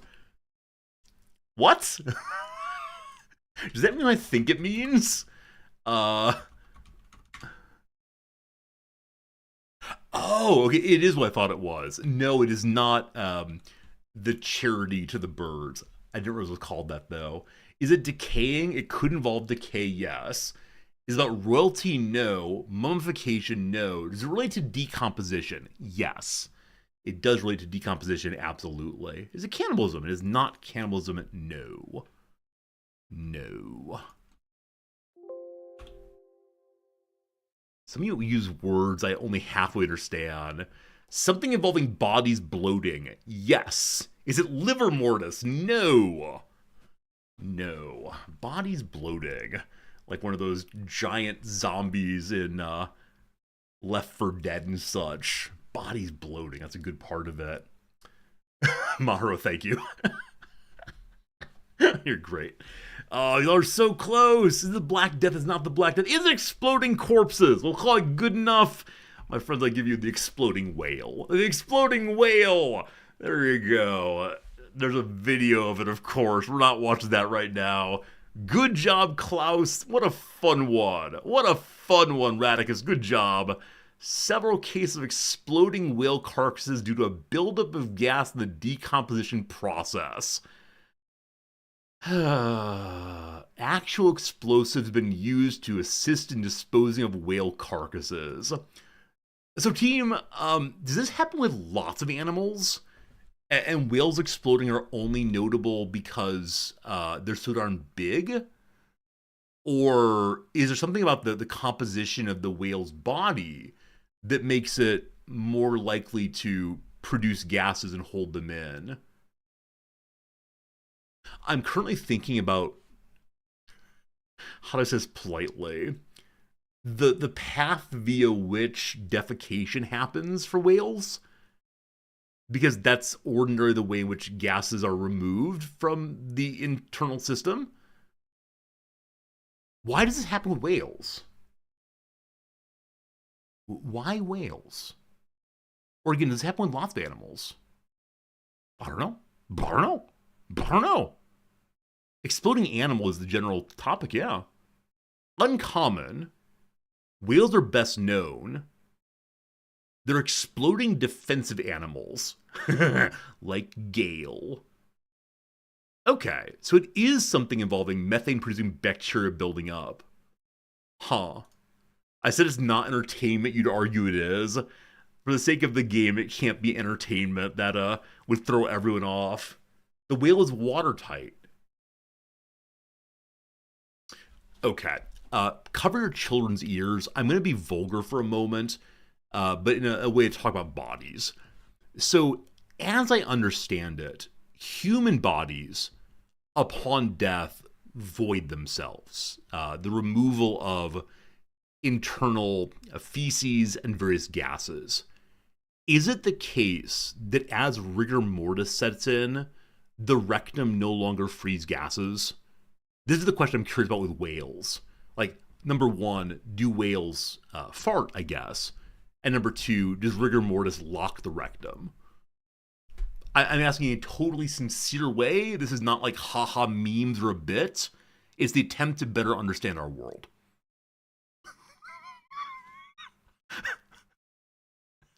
I apologize. Whales do the blowhole. It's true, right? They have the top hole. But is that sparked intentionally? Because, yeah, I mean, it's obvious there's a big old gasket on top. But I wonder if that's connected to respiration. And digestion is the bigger question. And so if there's like a hole made between the respiratory and digestion system, maybe that would work? I don't know. The rectum does indeed go loose. Huh. Then why on earth? There are cavities without any orifice. Okay. Okay, so they fill into non-digestive cavities in the same way a cyst might form. You know, a cyst might get full of bodily pus and goop, and then not be able to escape unless it was pierced. Got it. Thank you much. I'm so sorry. I know many of you are getting ready for sleep. Many of you are getting comfy with a little snack, and here I am trying to understand the world around us. I'm so sorry. Let's do one more to cleanse the palate, and then we'll go play our video game, I swear. This is adorable. Dogberry, we're saving that for another day. We'll never get it, but gosh, I love it. That's terrible. I'm not going to do that ever. That's bad. I don't like that at all. I don't like that one either. I'm sorry. These are all wonderful submissions, and I'm very proud of you for your excellent submissions. Rock Smasha will do one of yours. Rock Smasha, I apologize to everyone else. Usually we keep those words inside. Don't worry, they're all good though. And please submit more. Maybe your excellent submission will appear soon on the Resorty Show. Team, there is a new Wikipedia page on the screen. Please guess any yes/no question you want to in order to discover what it is. Also, if you want to submit one, there's a link in chat. We go have a good time pulling them up. It's my favorite part of the stream, honestly. Is it a person? It is not a person. Is it a whale? It's not a whale, thank goodness. Rock Smash, again, this is yours. Oh, not a whale, not a person. So good, so good, so good. Is it a place? It is not a place. Is it edible? It is not edible, nor lickable. Is it Canadian? It is not Canadian. Is it Wales? Haha, another spelling. It is not Welsh, no. Is it a tangible thing? It is not a tangible thing. Is it lovely? Tisn't lovely, not even a little bit. Is it the concept of Pittsburgh? I mean, I did say it wasn't lovely. Boom! Can you find it in Pittsburgh? No. Is it catching? It is not. Is it an abstract concept? It is not. Is it whales? It is not whaling? No. I shouldn't be so mean about Pittsburgh. Infinite Drek is so kind and generous, both with time and ideas and financially, and I'm here saying Pittsburgh's not lovely. Please don't leave the channel. Is it a thing? No. Is it taught in schools? No. Is it alive? No. Is it an event? It is indeed an event, yes. Does it exist in the real world? Not anymore. Not anymore. Located in space? It is a spatially located thing, and temporally too. But no, it's not in outer space. Is it practiced today? It is not practiced today. Is it a celebration? It is not a celebration. No. Was it a real event? It was indeed a real event. Yes. Did it happen only once? It happened only once. Did it happen in Europe? It did not happen in Europe. Is it recurrent? It is not recurrent. Is it North American? It is North American. Whew. Is it an eclipse? It is not an eclipse. Did witches burn?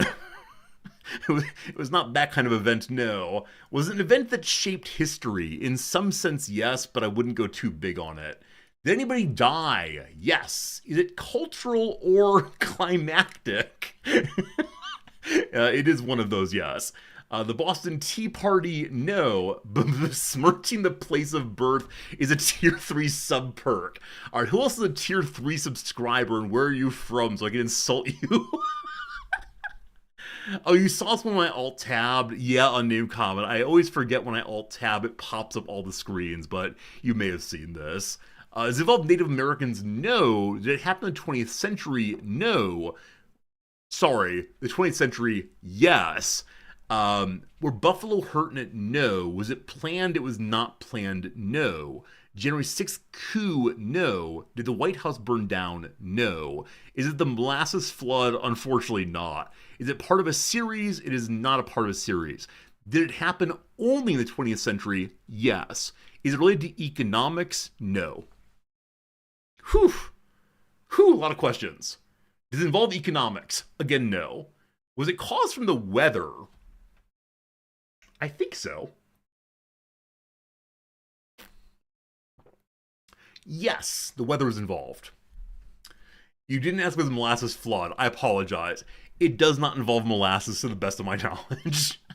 Does it involve maple syrup? No. Sports? No. World Wars? No. Farm related? I mean, it's a delightful little question, but no, not directly farm related. IMO. Veterans Pension March? Nope. All these wonderful, wonderful things. It is not, unfortunately. Was there a bassoon there?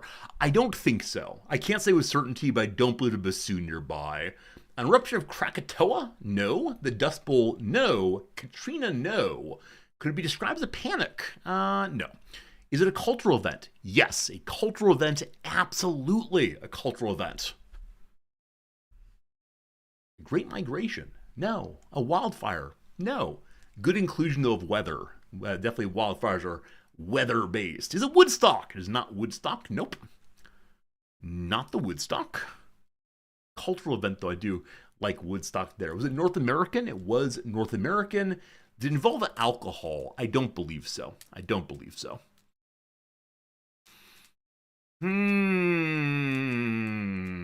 Is it volcano eruption? It is not a volcano eruption. it might be good to go back to what part of culture is it in? Were there balloons? No. Is it a music festival? No. Did anyone die? Yes. Yes, people died from this. Absolutely. People died in this, I suppose. Was it during the civil rights movement? The word during is very interesting. Yes, it was during the civil rights movement. Is it Canadian? It is not. Did the event require a price for entry? Yes, I guess so. I guess it would require a price for entry, sure. Is it San Francisco earthquake? It is not an earthquake, no. No. Does it involve a crush? I'm going to say no on that one. It does not involve a crush. Was it slave railway? Nope. The assassination of MLK? Nope. Did you have to pay for someone's soul? No. Before 1900? No. Did it happen in the winter? Yes. Yes, involved. Does the price it take direct or indirect? Not a yes, no question.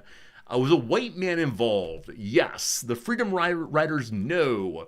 Did it happen closer to Pittsburgh or Columbus? Columbus. Was it related to music at all? Yes. Did it involve Nazis? I don't think so. Was it the Kennedy assassination? No. Is the price collected in money? Yes. It's cash payment to get into this thing. At some level. Yeah. Oh boy, what you got? At least one of you is very close, I can tell. Is it the day the music died? That's the wrong key. Sorry. No more singing ever again. It is indeed the day the music died. If you don't know what this is, you're missing out. It is the time when a number of major musicians of the era died in a plane crash. And one of them did not die because he did not take the flight. He was supposed to have the flight, but lost a coin flip, I believe. Is that true? Yeah, lost a coin flip about who's going to go onto the plane. He didn't get to go, so he didn't die. There you go. Fantastic submission, a very interesting one. This is probably best known for being part of Don McLean's song about American Pie. A very long song, a beautiful song. A song that leads people to sing along in a bar through and through. It is good. Anyway, I look at this thing and say, is this a crush? I mean, I guess so, but I didn't want to lead you astray on that one. Yeah, sorry for the American fixation of this channel. Unfortunately, we're mostly Americans, so it happened in Iowa, incidentally. Iowa, all the way. There you go, indeed. Ooh-wee ooh, I look like Buddy Holly. That's a Weezer song, right? I just recently watched a Weezer Tiny Desk concert. So darn good. Pardon me briefly. I need to see what the good people in the New Jersey subreddit are saying about me. Last time I looked, they were being very nice. If any of you went on there and said I'm not a nice person, I'd be so annoyed. Let's see. Does she like crafts? She does. I need people to say I'm nice. Where's Resorty, you're a nice person. Stop cutting onions. I'm not crying. You're crying. Look at that. I made someone cry today. I don't believe they were crying. That's nice, though. Farinanthus, I hate you. Don't let her ever turn left in the house. Though seeing as you're in Japan, switch it to no right turns. If she needs to go to a room to the right, make her turn left and proceed straight. If she's from South Jersey, maybe scrapple. Does New Jersey have a lot of no left turn rules? That's pretty funny, my friend. You're very kind. Very sweet of you. Aw, I feel good again. Anytime I get to look at people on Reddit saying nice things about me, I feel good about my life once more. Speaking of feeling good, it is time for us to do a little bit of a game called EUV. Been live now for an hour 50, about a half hour too long. I apologize. Actually, I don't apologize. I had a great time today. We're getting into the same playthrough as yesterday, continuing the Naples playthrough, doing all we possibly can to settings. Doing all we possibly can to keep the Pope under control and our family line on the throne. It's going okay, but we really need a son. Settings. I need to change a setting about autosave. We'll be quitting out of the game in a moment here. I apologize. What am I going for? Right. Friendly Ineptitude. That's the title we've gone through for this playthrough. We're playing as Naples. Excellent. Excellent. Today's a Thursday, friends. Thursday around here. Tomorrow, Friday, we'll play this game also. Saturday, Baldur's Gate 3. Next week, can't decide. Next week might end up being some more EU5. It might be playing the new Anno game. Haven't you seen this yet? The Roman Anno game. It's a game that I want to play, but I need to hear if it's any good or not so good, etc. I need to learn reviews from you all. We'll fix this. You had to refresh the stream to leave slow mode. I think it's off. Yeah, that's weird, Dugberry. It looks good, looks excellent. Okay, cool. Because it's released now, right? Or is it fairly soon y'all can play it? Okay. Give me how often we save. There we go. From every year to every month seems much smarter. Okay, very good. We continue now. If I like the older Annos, I'll love this one. I'll be honest with you, I haven't played the old ones. The one I played the most was the most recent, like, Boats and Pirates one. So I don't know. Cringer's doing it? Okay. Yeah, I probably could be playing it also, but got focused on the Paradox releases. Man, why do they release all the games at the same time? I know the answer is LOL capitalism, LOL profits, but it's very annoying. Didn't Paradox re-release their Mars builder? Yeah, Surviving Mars. I didn't enjoy it that much when it came out initially, so I will continue not playing Surviving Mars. That said, it has one of my favorite songs from any Paradox game ever, to the point that I'll play the song on repeat even now while not playing it.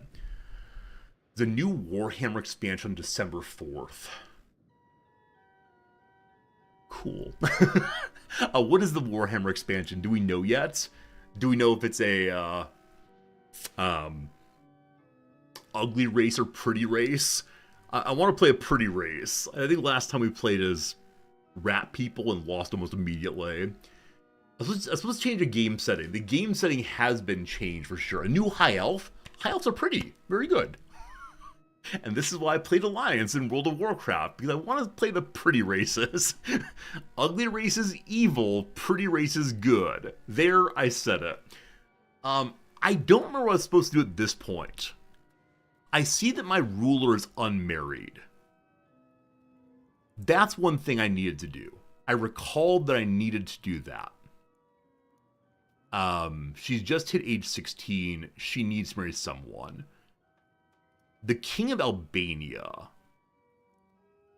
A second cousin. Albania's here. We're currently working Croatia.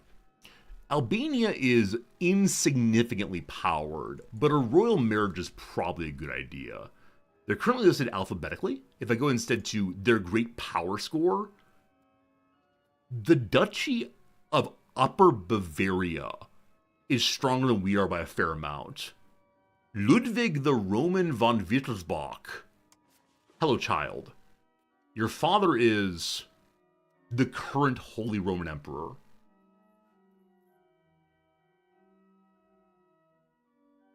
Huh. Where are you in the succession line, kiddo?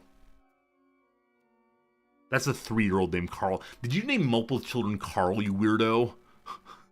Oh, Ludwig. I apologize. Ludwig is not a Carl. So you are a boy, woman. Okay. So Ludwig von Wittelsbach here will probably become emperor if they're going to push these things. Okay, child. You're pretty average. My queen is not just average, but stupid. But this seems just fine. Yeah? I mean, Serbia's next door also, though. One second. They have a great power score of 147. Mine is 200. So they're weaker than I am, but they're close to our territory. And so they'd probably be more useful in terms of pushing our will locally. So in CK3, I often get big bopper enemies, or sorry, big bopper allies from far away, because sieging is often so unbelievably slow in early CK3 that your allies can come from genuinely across the entire world and come help you. Sieging's a little faster in this game, so I think the local Serbian is preferable. Age 19. Wait, is it courtier? Who's your father? Who is your father, Simeon? Who's your daddy, and what does he do? Okay, your father's a dead king. Your brother is the king at age 33. He has 2 children. Okay, so it is not the case that you will be king. You're a spare instead. Does this give me an alliance, though? I don't know how marriages work. Anyway, we're marrying to Serbia. Good luck and Godspeed. Hello, Simeon! It'll give everyone prestige. Everyone loves it. We're only +2 on preference for this. So, wait, I'm still in just chatting. I'm in the wrong directory. Someday I'll learn how to use the Twitch machine. Europa Universalis V. Correct directory. Good. Here we go, team. Alright, so accept that one. Royal marriage, legally marriage, benefits everyone. We gained prestige. Okay. Does that give an alliance straight away? How does that work? Subjects, CBs. That's what it is. In May, I think. In May, 9th of May, we need to go to war with Croatia. Because we have the CB only until the end of the year. No matter what else is happening, we are marching on Croatia. I remember what you were supposed to remember. Good. Okay, show me alliances then. This is organizations, truces. We do not get an immediate alliance with Serbia. I wonder if we're positively disposed to the same, though. Let's find out. We're much stronger than they are. That's okay. I don't mind having a little brother, little buddy. Defensive League, they would accept if I had a diplomat hanging around. They accept an alliance also. Okay, cool. All good. The queen is unmarried. Did I marry... Wait. Huh?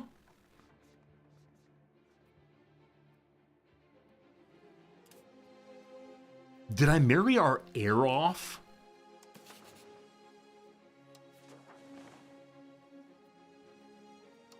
Oh, no. It's your brother. Your brother. Father. Oh, no.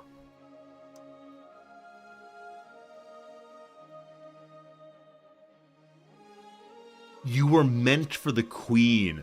Think of the drama implicit in the past minute and a half, team.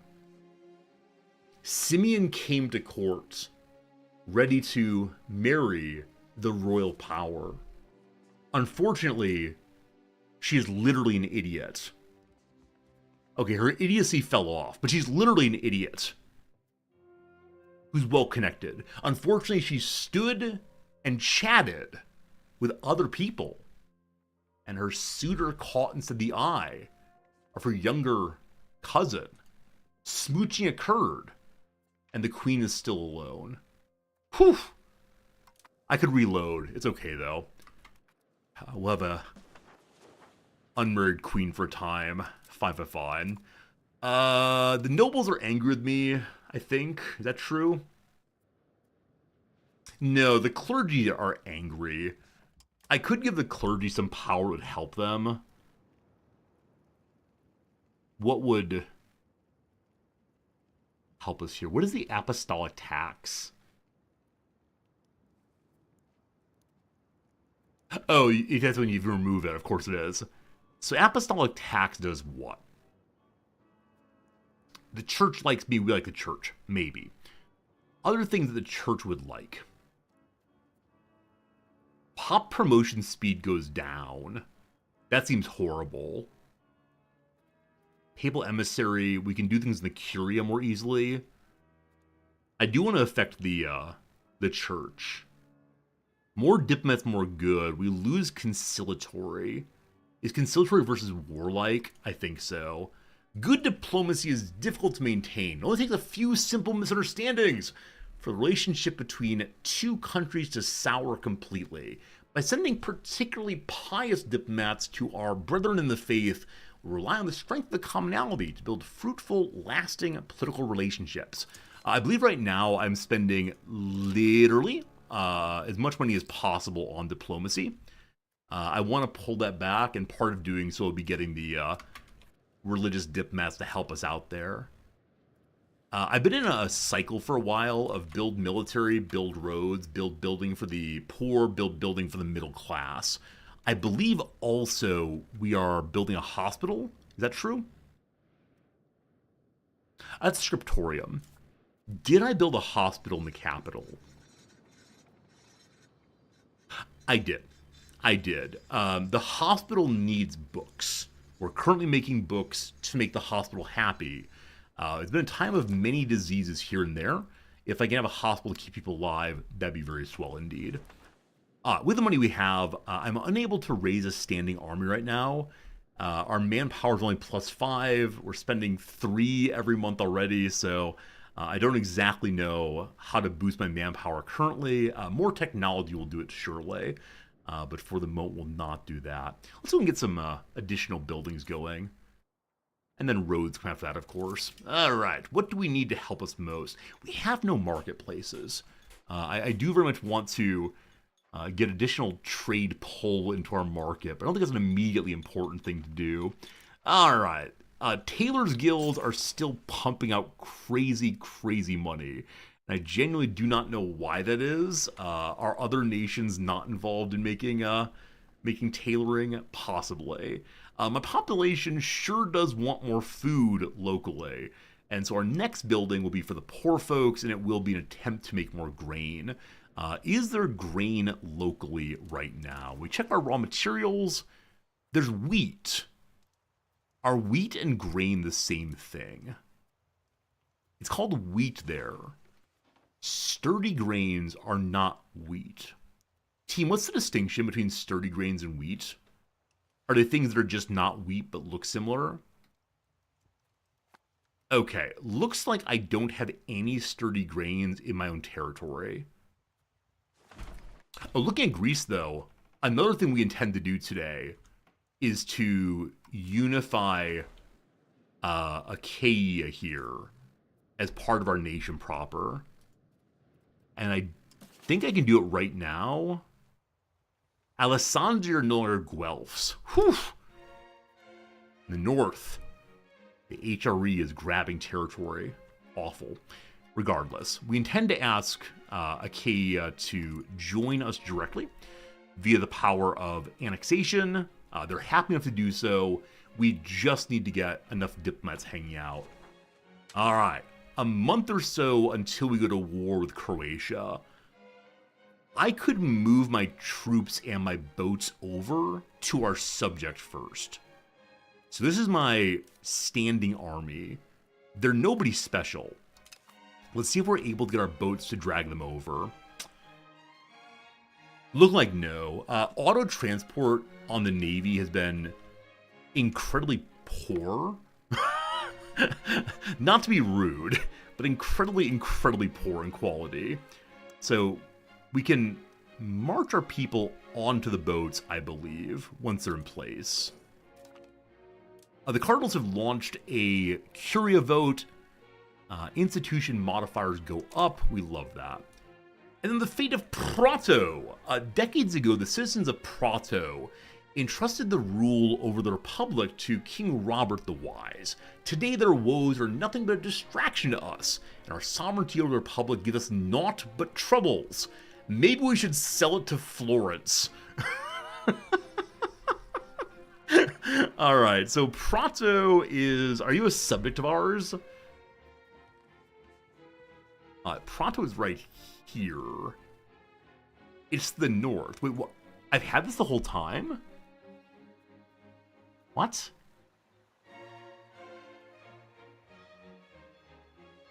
It doesn't say that they're mine in any way. So this is one of those like, oh, there we go. Wait, that's Albania. This is me. So is this one of those things happening in the background that I have no explicit knowledge of? Seems like it is. Very strange. Oh, check Croatian allies. A good call. I didn't do that.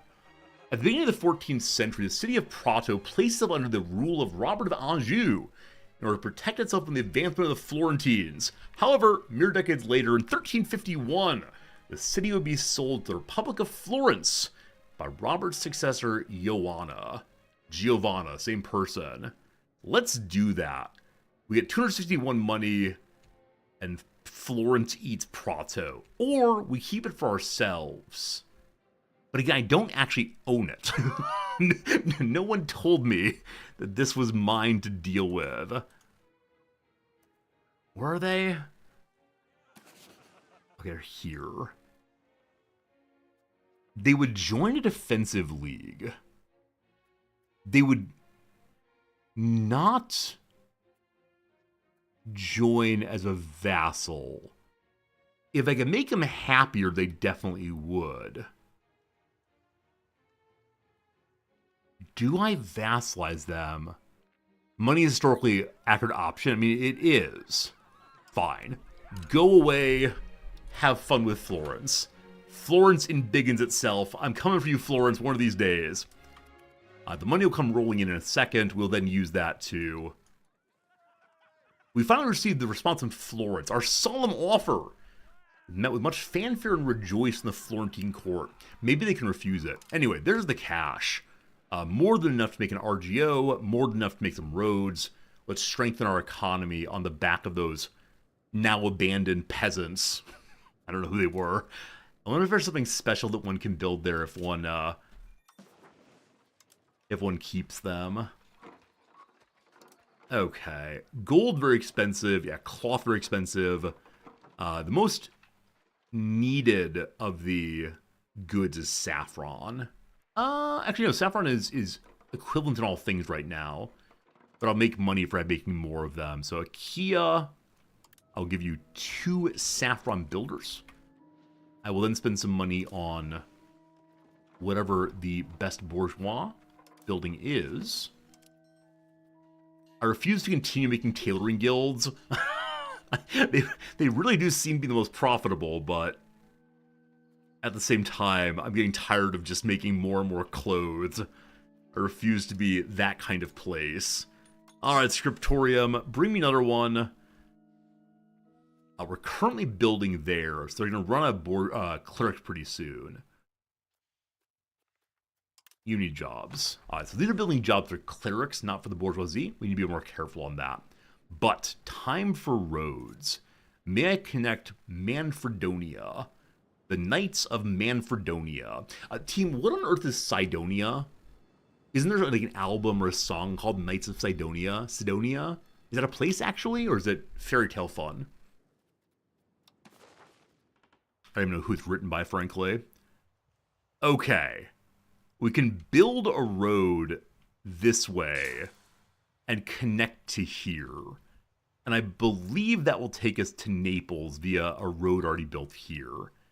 Fantastic. We can not yet get Bara up, unfortunately. Sidonia is a mod. Sidonia is on Mars. Muse. Thank you. Muse is the band involved. I appreciate your knowledge on all such things. There must be a... Prato have left us. I didn't realize you were in the Union. So Prato is gone. I've weakened the Pope in that choice. If they launched an attack on the papacy from there, it's definitely my fault. 100% my fault. I'm so sorry. Quick check. Does Croatia have friends?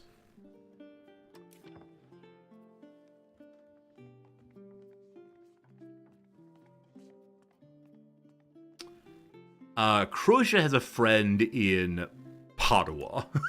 Okay, so we'll be fine. They have a minor merchant power with them, all good.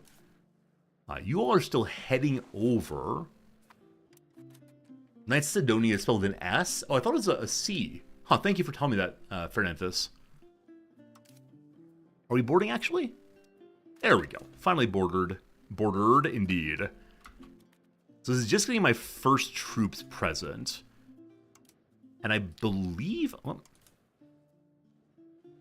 I believe I have food access in subject territory. Let me check on that and make sure. Access actions. Okay, it says that you can't ask for food access with a subject. So I'm guessing we have it automatically then. Cool. In CK3, you can't declare wars with raised armies, other than levies. Is that true in this game also?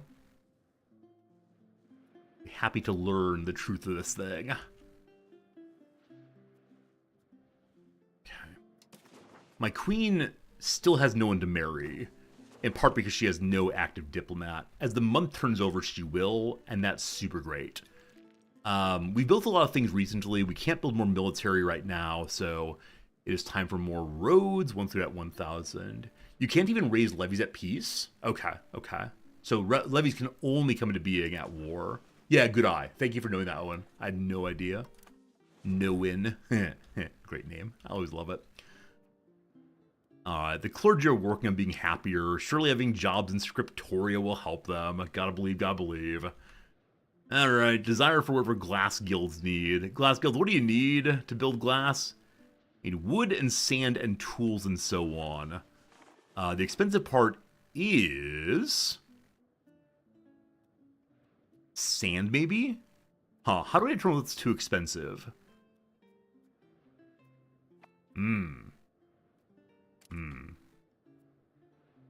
Here we go. Lumber is too expensive in our territory here, so time to build some wood. It would be nice to build some wood.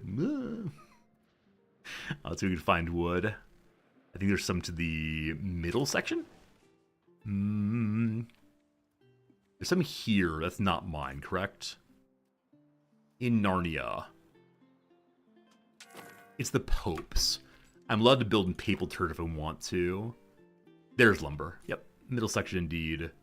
Let's go and build 2 more of those. Great. Something just went bing. My ships are repairing slowly. They cannot find wood on this side of the world. So we need to pop back on over. We'll go to here for now. And then we raise the troops presently. Go ahead. It's May. It's May. It's May. 6 days. All right, friends. I'm going to take the once-an-hour ad break right now so that we're able to go to war with no ad break interruption. So, 3 minutes of ads, then we'll be back here. We'll continue building ourselves up for war. We're pulling a lot of money. Croatia will be ours. Now, you might say, Rosordi, why do you want Croatia? It's simply because someone else dared to take it. Do the crossword. I'm going to do my once-a-day AFK break just to handle some things real quick. And then I will return after that. Maybe we'll do crosswords in the other ad breaks today. I'm not sure. I'm sorry, though, to leave you with not much to do other than to chit-chat about, I don't know. What should y'all chit-chat about while I'm gone? What will you do this winter? Are you going on vacation anywhere? Are you hoping Santa will bring you anything much? There you go. There's some questions. BRB, 3 minutes, and thank you.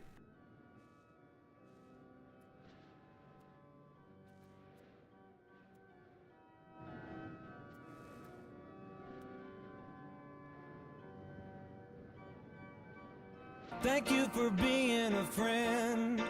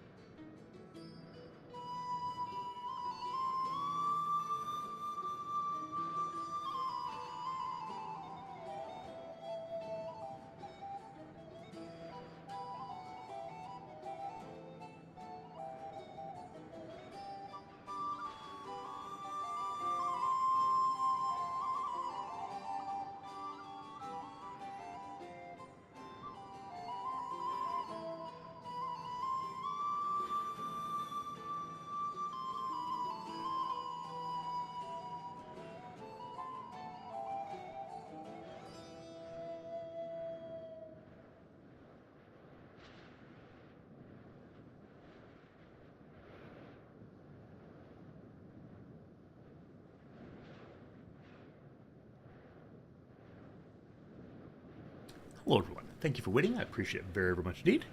We now have more than an hour of no ad breaks to get through this upcoming war. Very excited for it. Absolutely. I'm sorry to leave you with nothing to do. I feel a little bad. I know some streamers have like AFK games that chat can play by themselves, often word games, to discover what some hidden word is by guessing this and that. So maybe we should try it one of these times. I don't know. I don't ever want to force participation, but it does feel strange just to go away with knowledge that I've been entertaining you and then I am nothing.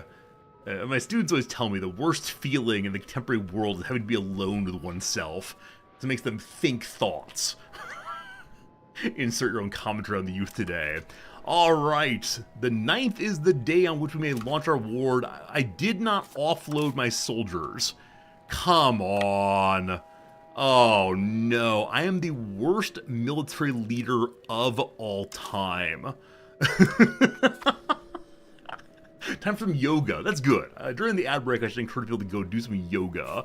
Maybe some meditation, some deep breathing, some remembering to offload one's troops before sending the Navy away. There they go, I think. Good luck to you all.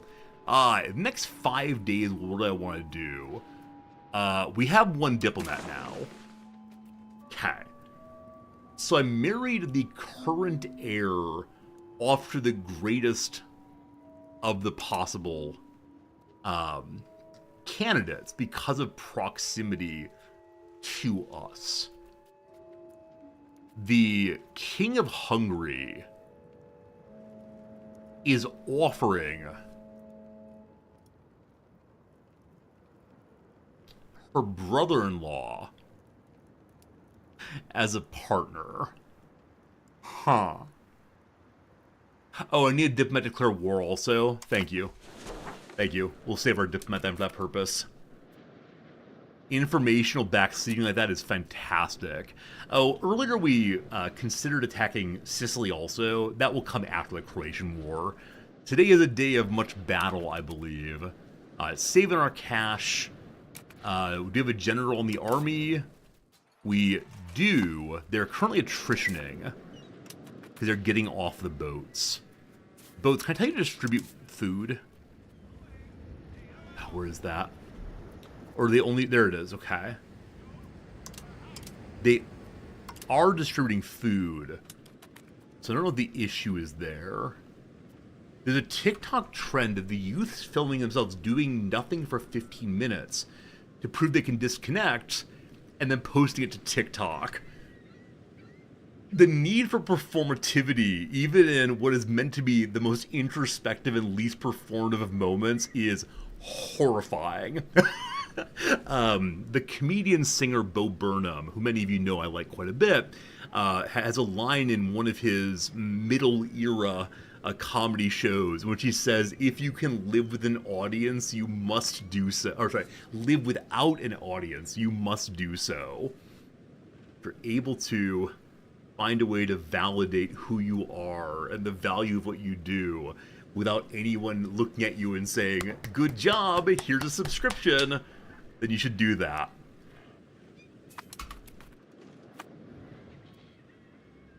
It's the 8th of May. Offloading takes forever. I mean, I know while they're offloading, the major malice. Okay. They're on land, they're getting food, fine. It is time for war. It is time. Make sure Croatia has not developed any allies in the last little bit. Only ally is a minor merchant power. This is our brother-in-law.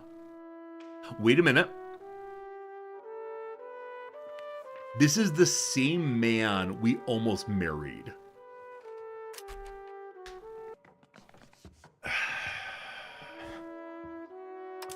Are matrilineal marriages a thing in this game?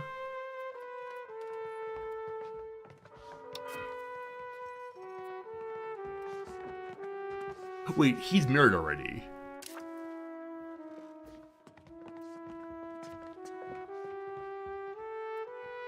He's not married already.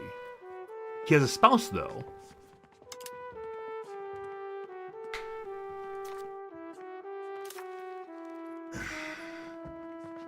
Why does he have no... Oh, does he have no consort of Croatia, but he has a consort of Hungary? Is he allowed to have one wife per country? No. No. That's not a thing.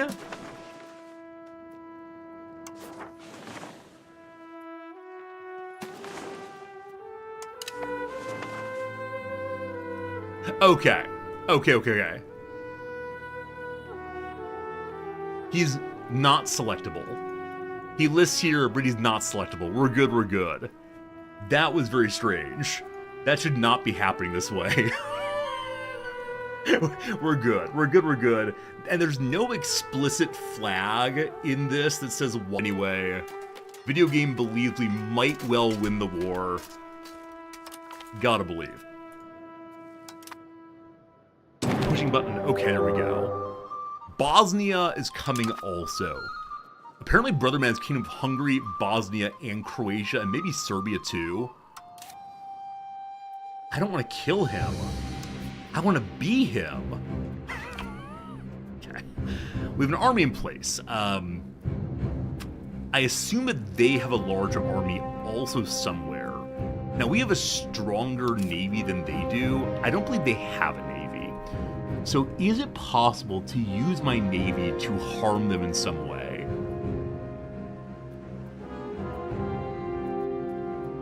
Okay, I don't see anything here that says go harm their ports. I'm gonna go sit in their port and see if it does anything. Embargoing? So it's a diplomatic action instead.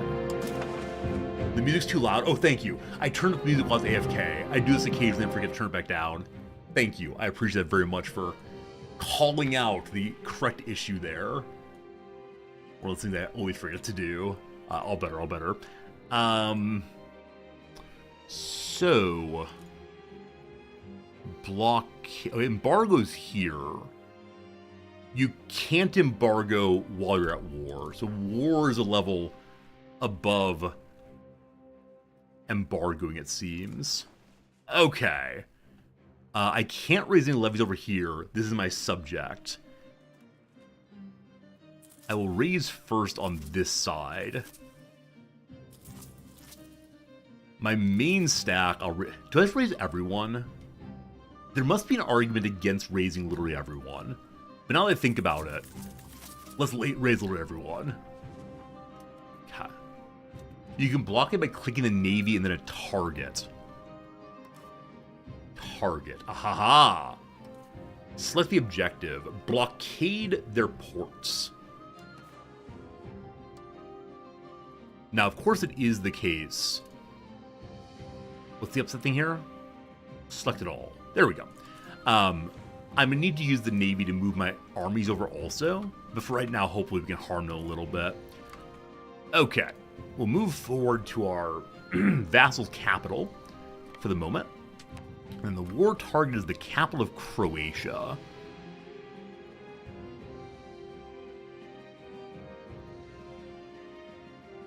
Oh. The capital of Croatia is right here. I thought it was deeper in their territory. Well. That's actually fascinating and great all at once. My troops are raising. I can raise the levies of boats also to help them get over. Raise the... They're already raised. Huh. Fascinating. Also, I'm allowed to have a bunch more ships. I almost only ever build ships during wartime. I just forget they exist until that moment. The blockade is on. Troops are marching into their capital. I don't know how it's going to go. Levies are still showing up. The siege begins. Their parliament is currently going. We show up and give them the old what for. Now, last time I fought a war, I deployed my levies my standing army too early, and they were aptly destroyed before the levies showed up.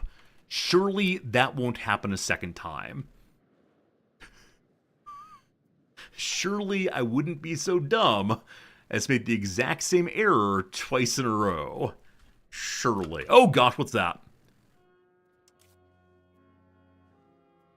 This is not me.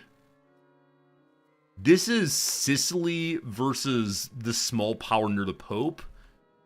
I can interfere in the war, but that's not the current goal. Okay, first round of troops is now raised. Come on. There we go. If I just order you to go across,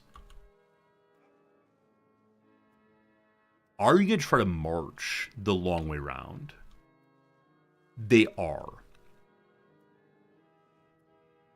That means I do have access all the way around, I think.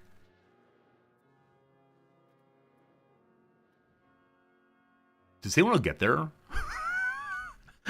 How long will you take to arrive? They're not going to go a long way around, don't worry. I'm just curious how long it would take them to get there. No indication right now. Fine. Instead, I'd like you to meet at this port right here.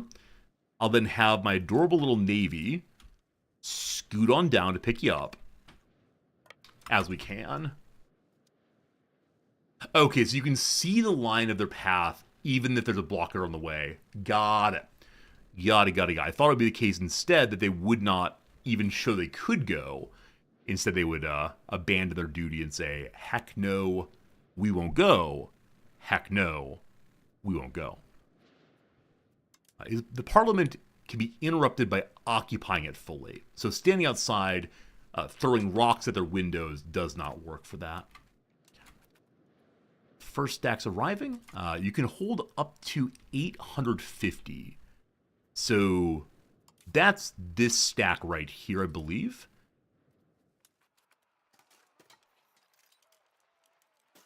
No, this army's only 250. How do I determine this weight of the army as opposed to the numbers? Okay. I guess just this says how much they carry. And this seems like 250 also. As does that. If I just combine the army that's standing here, it's 750. This army can go across by itself. Neat. And so that'll be our first reinforcements there. I should give you a commander also. Before I do that, how is the power of the estates looking? Hey! Tyrion Rex, thanks for that resub for 19 months. Opened the stream and immediately attempted to move my map with your arrow keys. Yeah, I mean, it is the case that a number of players or a number of viewers want me to do the thing they want to do, and so they'll attempt to play the game for me. I'm sorry I don't play it the way you want me to play it, but Tyrion, if you subscribe right now for the next 2 minutes, you can backseat me in any way you want to. Tyrion, what direction you want me to go? I'll do it right now. How are these states looking? The crown is still good and strong. The clergy and burghers are quite weak. Is there any way we can get a commoner or clergy general? Probably not the commoner. Probably not clergy, rather. I want a battle pope. The Capitano Tarlant Bianchi is of the commoners. He's a naval commander. Who else? We could put some royal leaders on to seize more power for ourselves. Another commoner there who is the wolf, better assault. Okay. I'm going to go ahead and give it to the wolf for now. Hey, Tyrion Rex, thank you for gifting 2 subscriptions to the channel. Thank you for being a friend indeed. Move slightly to the left. Isn't that nice? Tyrion, thank you for the generous subscriptions. And thank you for using me like a crane machine. A little left, a little left, a little forward, down. Oh, they dropped it. Again, Tyrion, thank you. Okay. Delightfully, we've convinced our power block thing to establish seniority. So for the first time ever, in one of my power blocks, we, I assume, are in charge. I don't know what that does. Being senior partner does what? I'm the most important member, it says. I appreciate that. But what do I get for being the most important member? Only the most powerful and diplomatically astute member of the Union can take senior partner and centralize the Union. Okay, from this position, we can begin trying to bring the other people more deeply into our control. I guess. So requirements are not met on these. Because the Union has to exist for a total of 50 years first. And we need policies also. Okay. So federalized laws we can't use because we've defederalized. There's not a further step of centralization yet. I wonder if it will be eventually as we unlock more and more tech. Bunch of tech bros. Alright, we're ready to move across again. The real question here is it possible to get that army onto this tile before the King of Hungary brings his army here? Looking plausible, at least. Now, a further question for me is, the first army has with it a baggage train, so-called, followers that bring them food. When I stack another 2,000 people on board, are they going to run out of food immediately? As usual, then I'll move an army back and forth carrying food for them, but I do not know how it will work out ultimately. Back we go. Gotta wait for the unload to finish. I'm gonna go game speed 3 for a moment. I know for many of us, going faster than speed 2 in war is very dangerous. Hey, look at that! Northern Dalmatia is currently raising their own army to help us out. Thank you for that, I appreciate it. Okay, the stack here is an army of 2,500 weight. Way too much, can't do anything with that. The second army is not joining in, so I wonder if 14,000 is the maximum size permitted for a single army right now. Okay, you join the stack here. Hopefully help siege down faster. Okay, so I want to... They're all together now. Maybe one wasn't fully in the tile. If I split you on half... Whoops, not unpin action. Split you all in half. Your weight becomes 1,500. Still a little bit too big, unfortunately. So I have to split again. At size 800, that's exactly right. So I'm going to be unifying these armies in a moment. In so doing, we will only need one general. And so over here, we'll have the others. Now, it's probably smart to keep at least some army this way. Previously, we were invaded from the north here with a very, very small army. So I want to keep someone around just in case. But the armies of Hungary are quite large indeed, so I probably need a fair number of troops at the ready. But moving over 3,000 plus at a time should be just fine. So you're going to stay there with your 700. 1,400 is too much. All right, the second army is one that's going to remain here. I'm going to march into the capital with preparation to head north if need be. And so do we have a defensively minded commander? Looks like Assault is the name of the game. I don't know if there even is a defensive perk on someone. Let's go ahead and grab the persons who work for the state, ideally. Alright, young Filippo Angio, age 16. No. We'll take the useless courtier Roberto Angio.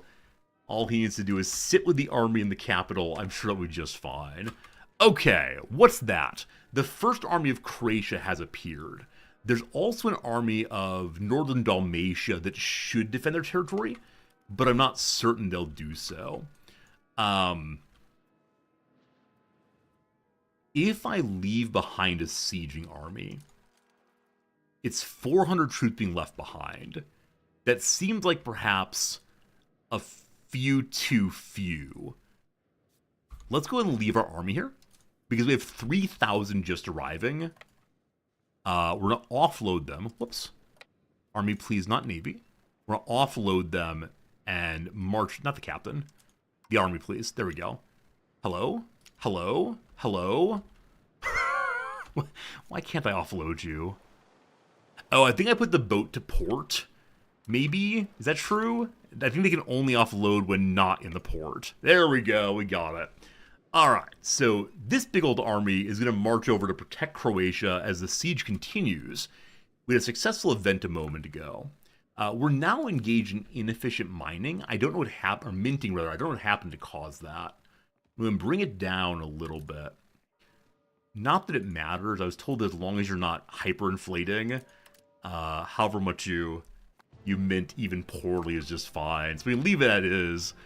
We've not had any trouble at all with inflation in the playthrough quite yet. Okay, having landed the 7th Army, you need a new name. You are the Dalmatian Defenders. Oh, how inspiring. And then you're getting Navy things. Can't have that. Let's just do whoever's like the greatest military ability. Hello to Crescenio Chirvelli. No, Grepson's actually a soldier. You have what? You're a bear. Lower army attrition. Almost no skill in diplomacy. He plays the role of... what's the first initial? It's Lee Army. The fellow is F, possibly? The fellow who yells so much, the drill instructor character in Full Metal Jacket. No diplomacy, very clever, lots of yelling, lots of homophobic language, possibly. Possibly. R. Lee Ermey, thank you. Is it Ermey? We won the first battle! Good job, team. They gained a bunch of experience for getting dealt with. I probably shouldn't do this, but let's go ahead and march in just a little bit for exploratory purposes and see if we can find the army of Hungary.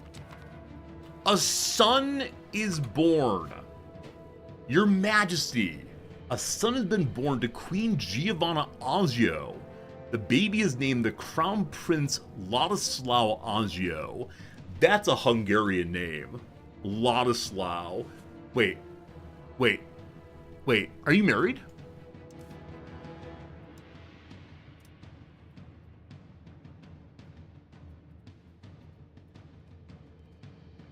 Okay. Her husband died 7 months ago. So...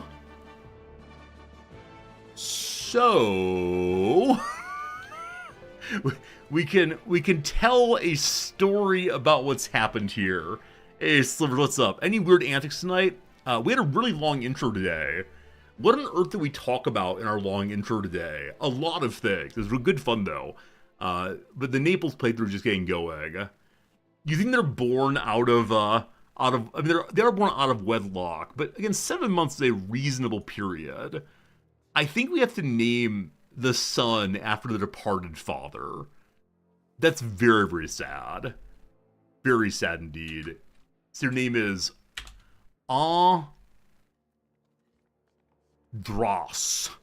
Would someone mind putting the A with accent in chat for me, please? I know some of you have it on your keyboard. It's the A with the one that leans left. Is that grave? Is that acute? I can't remember directionality.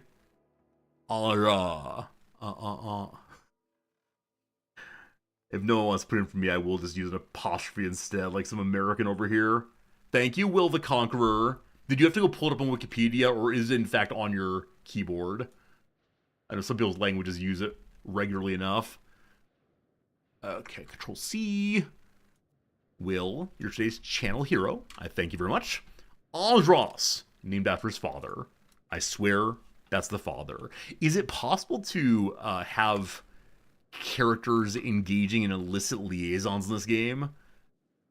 I haven't seen any events about that yet, but it is of course possible. You're watching the iPad? Hey, thank you. Alt 160. Wait, there's actually a way for me to make it on my keyboard? I know about Unicode. I refuse to use it. You just type in apostrophe plus A. Wait, does that actually work? Are we engaging in jokes right now? There's no way this works. Apostrophe plus A. It does not work, unfortunately. On a Spanish keyboard, it would do that, okay. What if I try the alt code? How do you remember that? That's amazing. If I just type in like any nonsense numbers, what do I get? That's 1, 2, 3.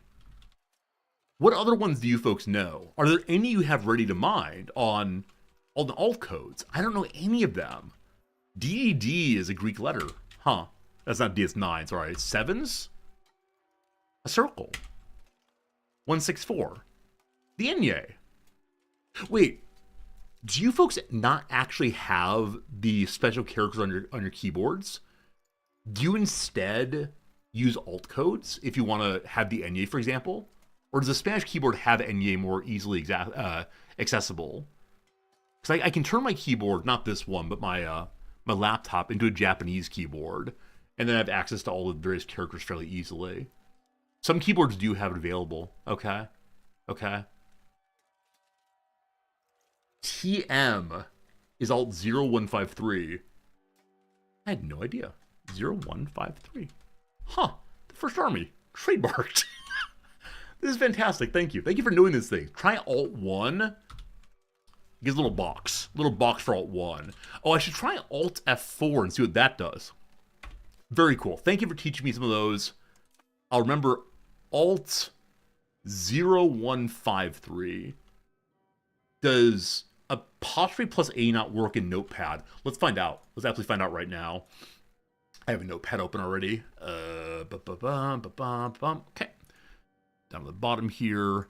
I still have not asked for a PDX code, please. I gotta do it still. Okay, we're doing apostrophe, plus A. Yeah, I'm sorry, no. I'm sorry, no, my friend. Definitely does not. Now, maybe my Notepad is old and bad. I don't know. Thanks for trying, though. They're trying to help me type more efficiently. A character I almost never use. And I'm definitely one of those people that if I would like to have a special letter, like what's an example? Okay, like the weird French, it's called a cedilla, I believe, weird French C thing. If I need this one, I go, oh boy, where is it? Oh, there it is. Copy and paste. I expect that most people do that. Yeah? Also, am I grateful for the AI thing? I kind of suspect that this would happen even with the AI overview thing off. I mean, as usual, Reddit has all the answers. Hey, Tesla, thank you for the resub, my friend. Not 25 in a row? Hey, no problem. And anytime that people subscribe, whether for 1 month, 10 months, all the months, I am incredibly grateful. Thank you. Windows used to have a program called the character map. Okay, look here. You can't make me feel old. I know the character map well. I wonder if it's still on the old computer here. This still exists. Let's find out. Character. It does. That's the wrong thing. That's character stats. I don't know what that is. One more time. Yeah, I'm definitely old enough for my character map. There it is. I remember using this with Wingdings to try to make like pretty little pictures. Is Wingdings still here? Oh, but of course it is. That's Webdings, I apologize. You made little faces. We had a dagger. Who came up with the idea of Wingdings? There must be a person to whom we can refer and thank. Oh, back in middle school, I think some people, let's say like middle schoolers, convinced themselves that Wingdings had like some special coded message if you take certain words and turn them into wingdings, it's like bombs. What was that? Okay, I apologize for the insensitivity of this next comment. Wasn't there a middle schooler theory going around about like wingdings predicted 9/11? Am I the only one who remembers this? The 9/11. Okay, at least Baldwin Blue remembers this thing. I have not had this thought in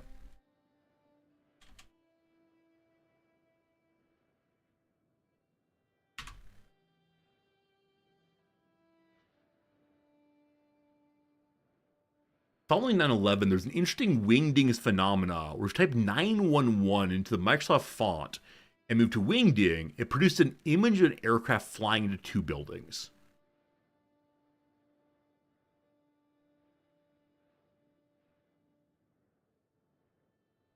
I definitely remember this. People were sharing around.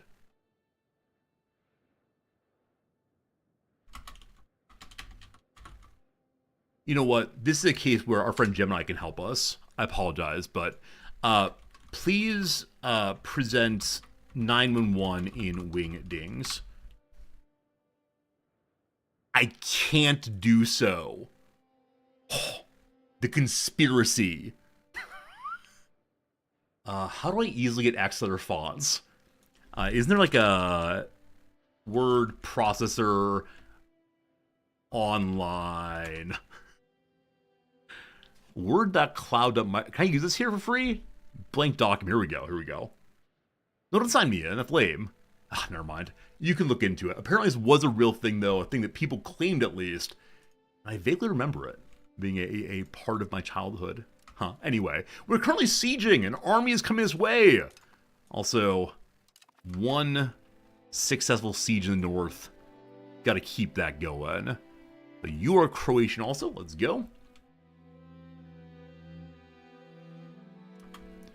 Okay, so they have a big old army that is marching into a much smaller army, the army of Achaia. So they're beating up on my Greek friends who came to war to assist me. I have an army here that could repel them, but we want to just keep on sieging literally forever. Okay, we have another army coming across. I hope they haven't been sitting in the boats for too long. They still have some food at least, so that's great.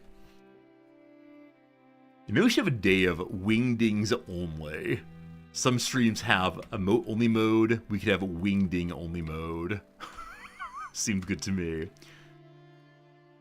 Man, is Hungary actually going to give up Croatia with very little fight?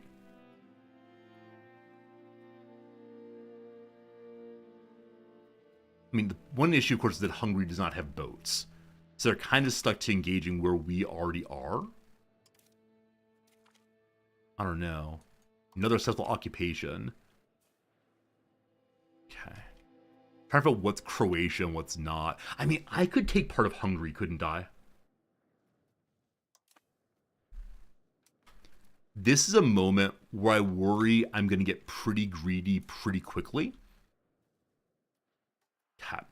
The 11th Army has arrived as partially a support unit, but partially to drive back the enemy. So you'll be called the Hungarian Hammer, because we hammer Hungarians. There you go. Friends, this thing I probably should already know, and I apologize if this is a terrible thing to ask. The word Hun, namely the people who went sacking across Europe, the Huns, are Huns and Hungarian from the same root? I'm actually amazed I don't know the answer to this one at all. Where are you? A burgher! A burgher wishes to be a leader. He's a consul.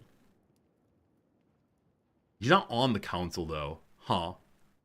So you have naval engineer and cruel. Can execute characters. What a monster. He's on the road to serfdom. No. This fellow here with only one military ability seems not great. That said, higher administration is good for sieges. I had no idea. I bet a lot of players over prefer high military ability. I don't know. I don't know how to compare these things quite yet.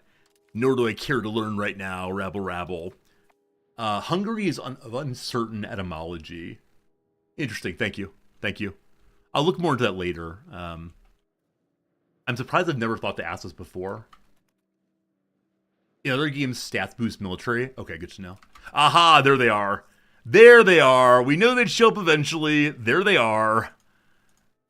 Okay, so we want to drop back into our territory with this army.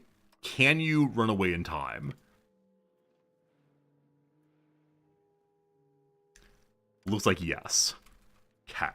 So, if I can get all my armies together, we'll be fine.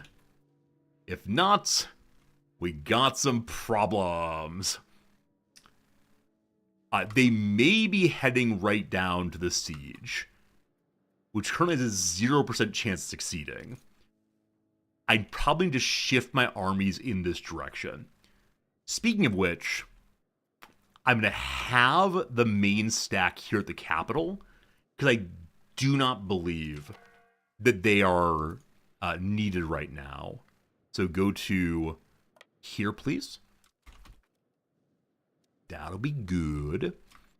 So this army is standing in position to shift up and help.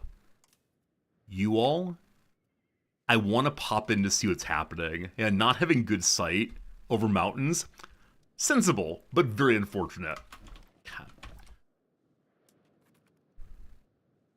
We're fine. Once this army's moved over,